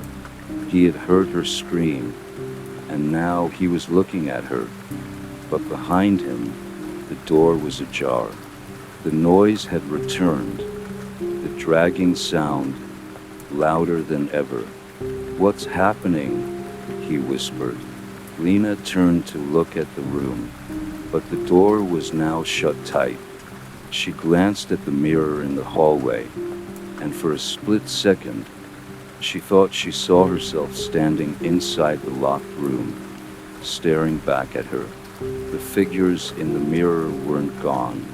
They were still waiting, and Lena knew, deep in her bones, that they had been there long before she had arrived, and they would be there long after she was gone. Story number 27, The Empty Nursery. Maggie had always dreamed of the perfect home. When she and her husband, Tom, found the old house nestled on the outskirts of town, it felt as though all their hopes had been realized. It was beautiful, a charming, sunlit place with wide windows, a sprawling backyard, and a nursery ready for their newborn, Emma. It was everything she had imagined. After moving in, the house seemed to settle around them, and for the first few days it was peaceful. Maggie spent her time organizing the nursery, folding tiny clothes and arranging stuffed animals on the shelves. The room was bright, painted a soft yellow, with a crib that had been handed down from Maggie's grandmother. It looked like a room out of a storybook, filled with soft, comforting light. But as the days wore on, something felt strange. It started with the sound. Late at night, long after she had tucked Emma into her crib and kissed her goodnight, Maggie would hear the unmistakable sound of laughter, soft, high-pitched, like a child's giggle. It was faint at first, a brief burst of sound that seemed to come from nowhere. Maggie would sit up in bed, straining to listen, but it always stopped before she could make sense of it. "Tom, did you hear that?" she asked one night, her voice hesitant as she turned to her husband. He was fast asleep, his chest rising and falling in the steady rhythm of slumber. "Hear what?" he mumbled, barely awake. "Go back to sleep, Maggie." So she did, but the laughter continued, growing louder each night, until it felt like the walls themselves were humming with it. She tried to ignore it, chalking it up to the house settling, or the wind rustling through the trees outside. But it didn't feel like that. It felt wrong, as though the sound wasn't coming from outside, but from within the house itself. One night, Maggie woke to the laughter again, but this time, it was different. It was closer, like it was coming from the nursery. She felt the weight of the silence in the room press down on her as she lay there, her heart pounding. She glanced at the clock. It was nearly 3 a.m. With a sigh, she got out of bed, wrapped herself in her robe, and made her way down the hall to Emma's room. The air was unnervingly still, the house quiet except for the faint laughter that echoed through the walls. When Maggie pushed the door open, she was met with an eerie stillness. Emma lay in her crib, her tiny body swathed in blankets, sleeping soundly. But the room felt different. Maggie glanced out the window, noticing for the first time the silhouettes of strange figures standing just beyond the glass. They were dark shapes, barely visible, but unmistakably there. Her breath caught in her throat as she stepped closer to the window. When she reached it, the figures were gone, as though they had never been there. Maggie shook her head, trying to convince herself it was just her imagination. She returned to the crib, staring at Emma, who remained asleep, unaware. But then her eyes landed on the nursery wall. In the soft glow of the moonlight, She saw something that made her freeze. A handprint, small and child-sized, pressed against the glass. It wasn't Emma's. Maggie stumbled backward, her heart racing. She didn't know whether to scream or run. The room felt colder, darker, as though the walls were closing in on her. The laughter came again, this time louder, more distinct. Maggie turned and hurried out of the nursery, closing the door softly behind her. She stood in the hallway, her mind racing. What was happening? What was going on in that room? The next day, Maggie couldn't shake the feeling of unease. She decided to do some research about the house. There was something about the nursery, something that had been bothering her. She visited the local library, hoping to find some answers, but it was Tom who first uncovered the truth. He had found an old newspaper article in the attic, buried in a box of forgotten things. The headline read, "Local girl vanishes without a trace. Police baffled." The article was about a child named Clara Patterson, who had lived in the house before Maggie and Tom. Clara had disappeared one night, leaving behind nothing but an empty crib. Maggie's heart dropped as she read the details. Clara had been only 2 years old when she vanished. The house had been searched from top to bottom, but no sign of the child had ever been found. The nursery, once filled with the sounds of a child's laughter, had stood silent ever since. And now, as Maggie stood in the nursery once more, she could no longer deny it. The laughter was not Emma's. It was Clara's. And Clara wasn't gone. She was still there, in the walls, in the floorboards, in the very air of the room. The figures she had seen outside the window were no figments of her imagination. They were the lingering ghosts of a child who had been taken, a child whose laughter still echoed in the house, demanding to be heard. Maggie backed away from the crib, her hands trembling. She turned to leave, but as she reached the door, she heard a soft whisper just behind her ear. It was Clara's voice, sweet and innocent. "Play with me," it said. "Come play with me forever." And when Maggie turned to look at Emma, she saw the same handprint on the crib's wooden slats, the same one she had seen on the window.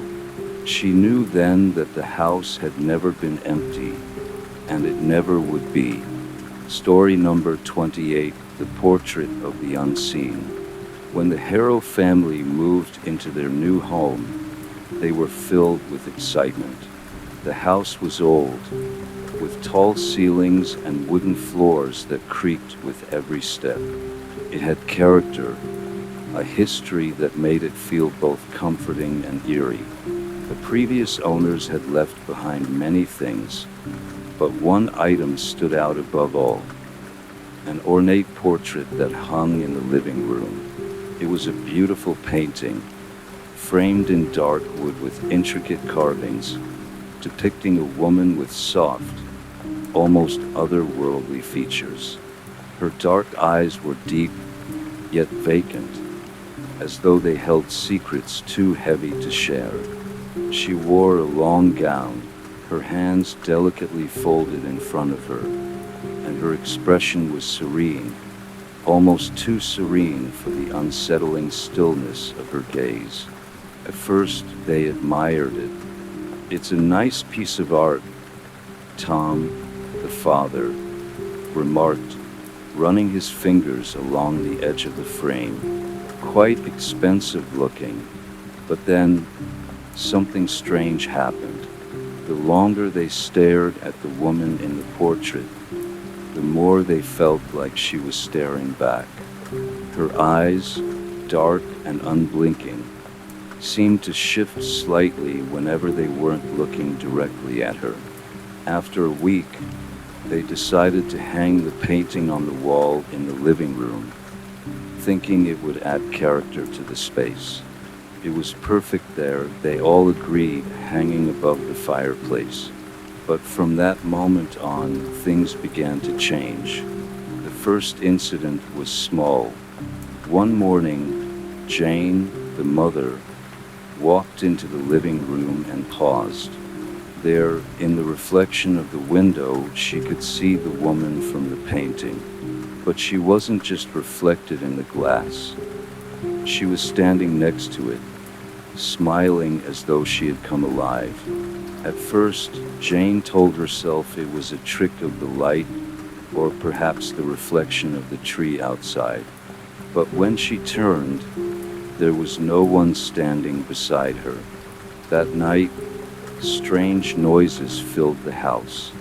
A soft rustling, a creak of a door opening.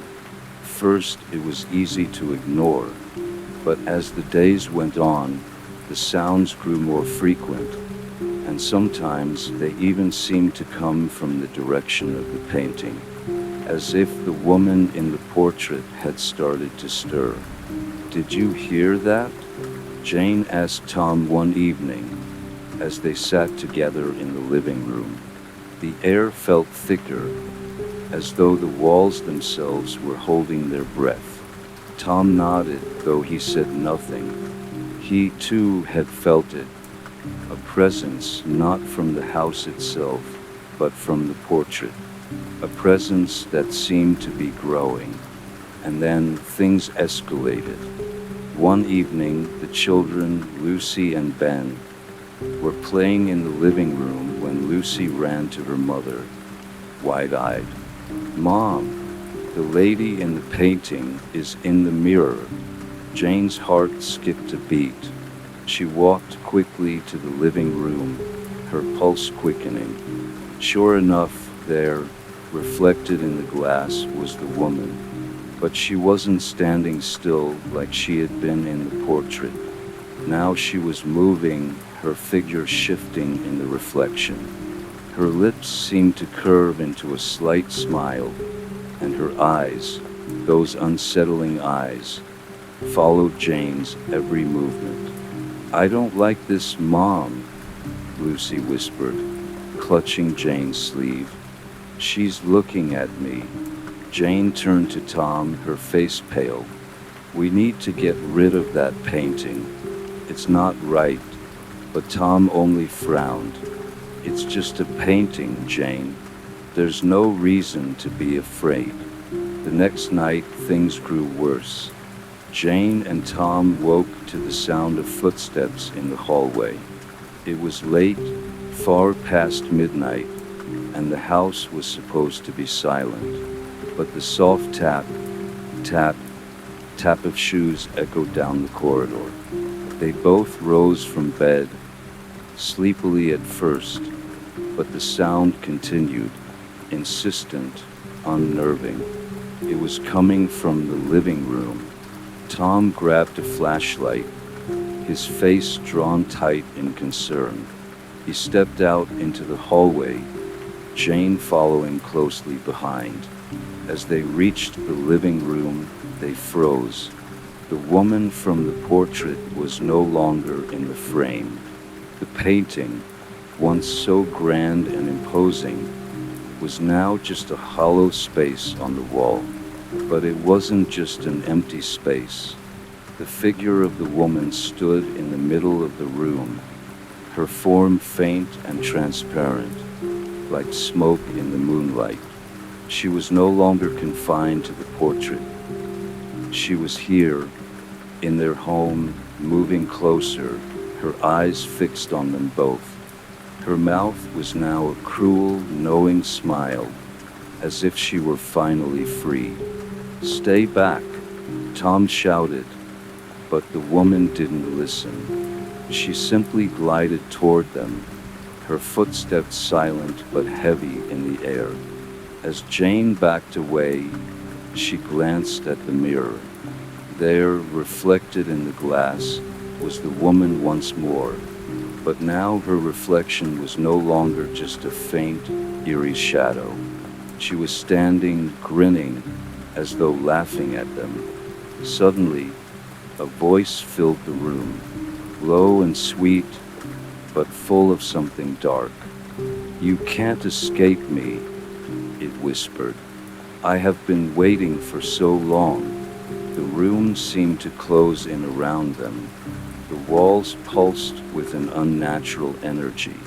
Tom lunged forward, reaching for the painting, hoping to tear it from the wall. But the moment his hands touched the frame, a burst of cold air knocked him back. The woman in the room stepped closer, her eyes now glowing faintly in the dark. Her smile stretched wider, unnaturally so, and her lips parted to speak once more. "You are mine now."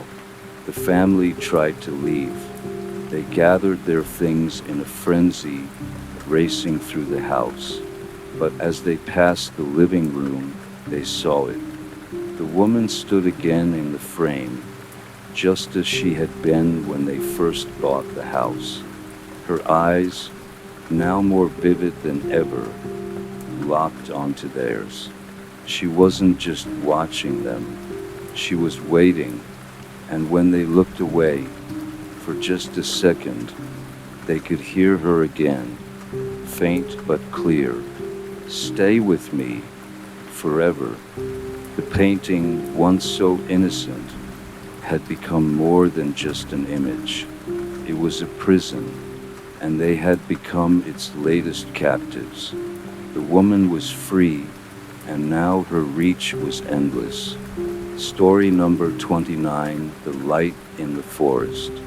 It was supposed to be a simple hike, the kind of adventure that would bring the friends closer together, fill their weekend with stories, and make memories they'd laugh about for years. Mark, Sarah, Leah, and Ben had heard the rumors for years. The mystical lake hidden deep in the forest, a place no one could reach unless they knew the right path. It wasn't far, they were told, and the water had strange powers. Some said it healed, others said it took, but no one had ever found it. "Let's do it," Mark had suggested, with the enthusiasm of someone who had never heard the warning. "We'll find this lake, and if we're lucky, maybe the stories are true." They packed their bags with snacks and water, trekking through the dense trees as the morning sun filtered through the leaves. The forest was quiet, too quiet, but they didn't mind. The sound of their footsteps was comforting in its familiarity. Every so often, they'd pause to check their map or take a sip of water, but the trail didn't seem to lead anywhere. They had walked for hours, and the lake was nowhere in sight. "This is weird," Leah said, glancing around. "I don't think we're on the right trail." "It's fine," Ben replied, adjusting his backpack. "We're just not there yet. The forest is bigger than we thought." They pressed on, weaving their way through the trees, until something caught their attention. A faint, warm glow in the distance, like a lantern, flickering through the dense underbrush. "Do you see that?" Sarah asked, her voice low, almost uncertain.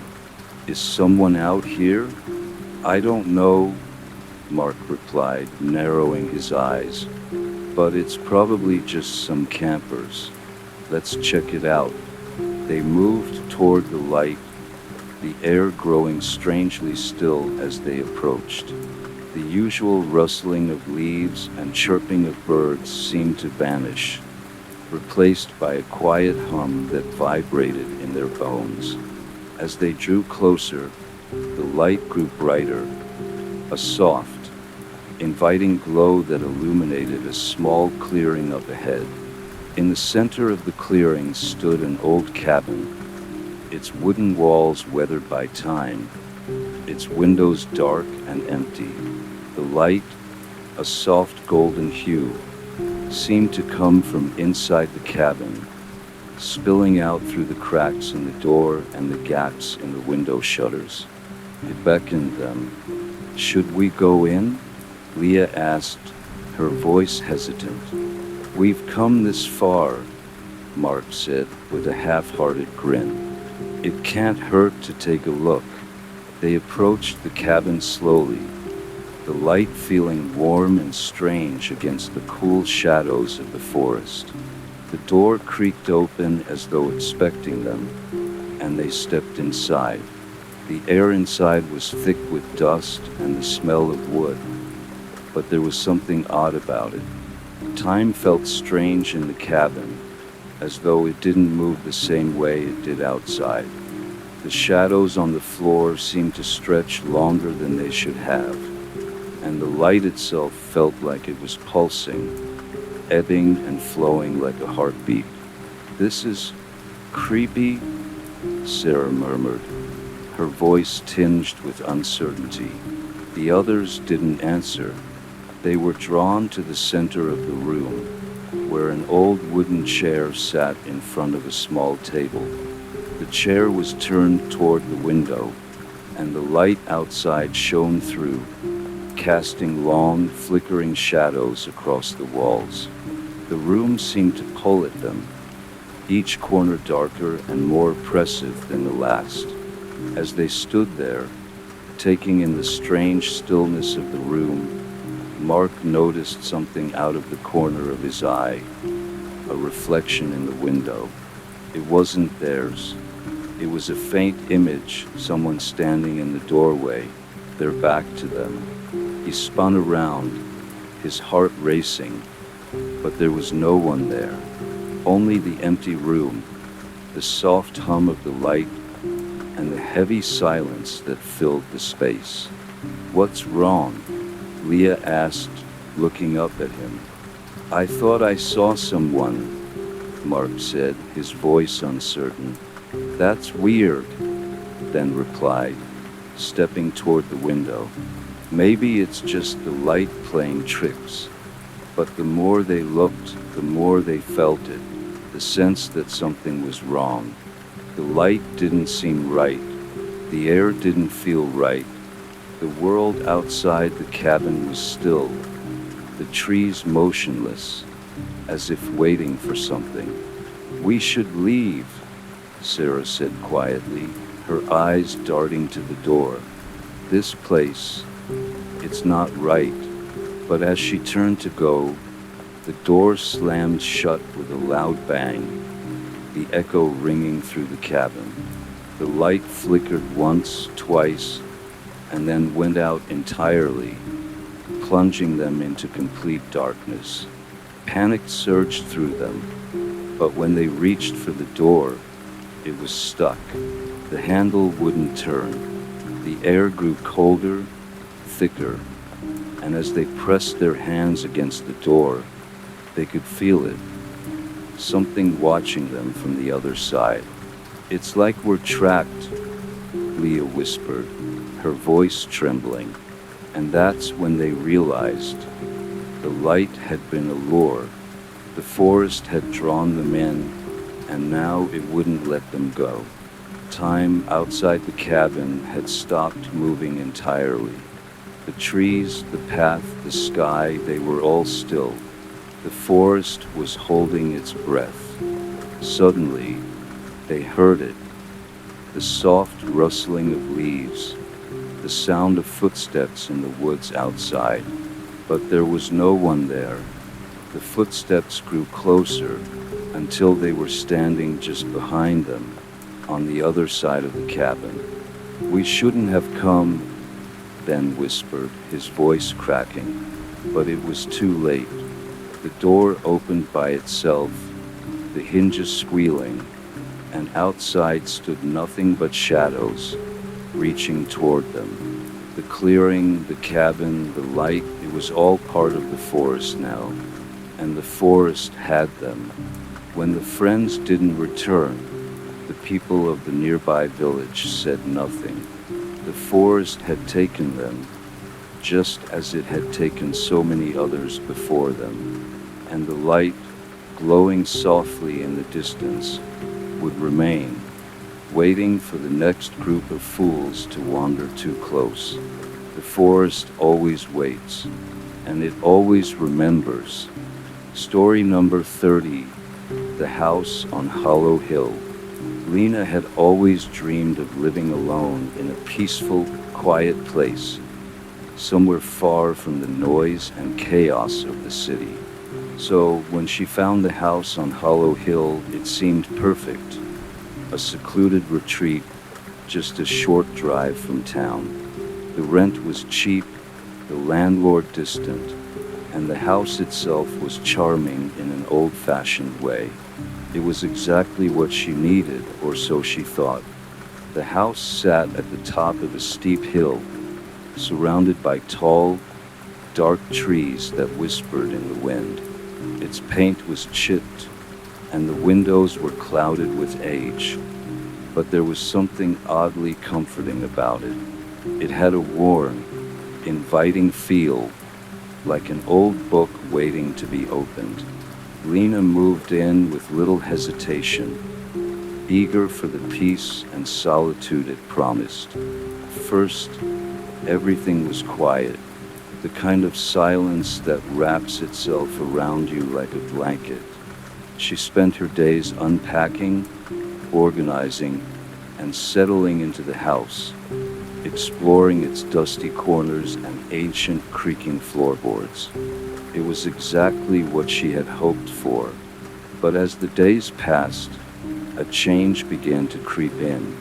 It started with the noises, soft at first, like the faint shuffle of footsteps in the hallway. Lena would stand still, listening, but there was never anyone there. She shrugged it off, convincing herself it was just the house settling, old wood creaking in the night. But then the sounds grew louder. It was no longer just a shuffle. Now there were whispers, low, unintelligible murmurs that seemed to come from all around her. She'd wake in the middle of the night, the hairs on the back of her neck standing on end, straining to hear the source of the sound. The shadows in the corners of the rooms seemed darker, deeper. Sometimes she swore she could see them shift, as though something or someone was watching her. Lena began to feel the weight of the house. It wasn't just the strange noises, but the way the air felt thicker in certain rooms, like the walls themselves were closing in around her. The house seemed to have a presence, one that she couldn't see but could always feel. It made her nervous, restless. One evening, unable to sleep, Lena ventured into the basement. The house had a basement, cold and musty, with exposed stone walls and a low ceiling. She had avoided it up until now, but something urged her to go down there. The moment she stepped into the dark room, the air felt heavier, the silence more oppressive. She fumbled for the light switch, but it flickered before going out entirely. The shadows in the basement felt more alive here, more tangible. Something was hidden in this place. She could feel it, and though she couldn't explain why, Lena felt drawn to the farthest corner of the room.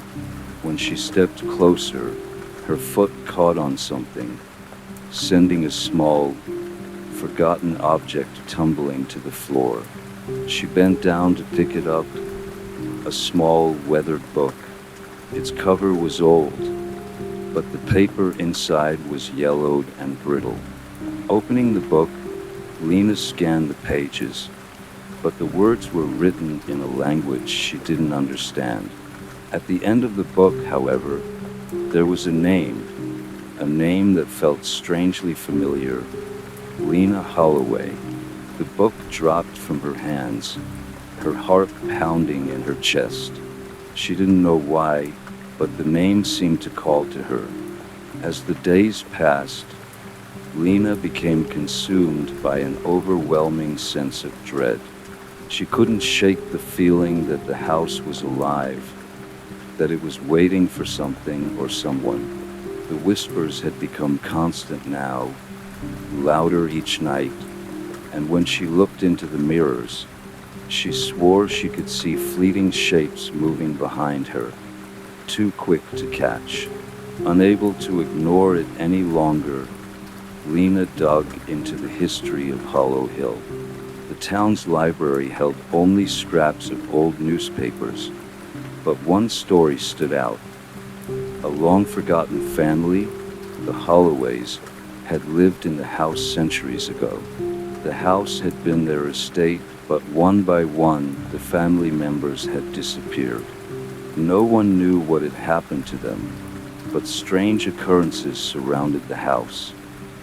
Disappearances, death, and whispers of an ancient curse tied to their bloodline. As Lena read the story, she began to realize the truth. The curse wasn't just some old tale, it was real. The house on Hollow Hill had a hunger.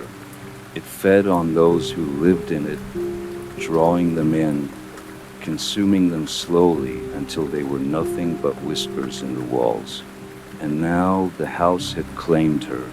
She wasn't the first Holloway to live there, and she wouldn't be the last. Lena could feel the house growing stronger, its hunger increasing. The shadows that watched her, the whispers that filled her nights, they were all part of the house's unrelenting desire for new blood. And she, like her ancestors before her, was trapped. There was no escape. The last thing Lena heard before the darkness closed in was her own name, whispered softly in the shadows, as if the house was welcoming her home.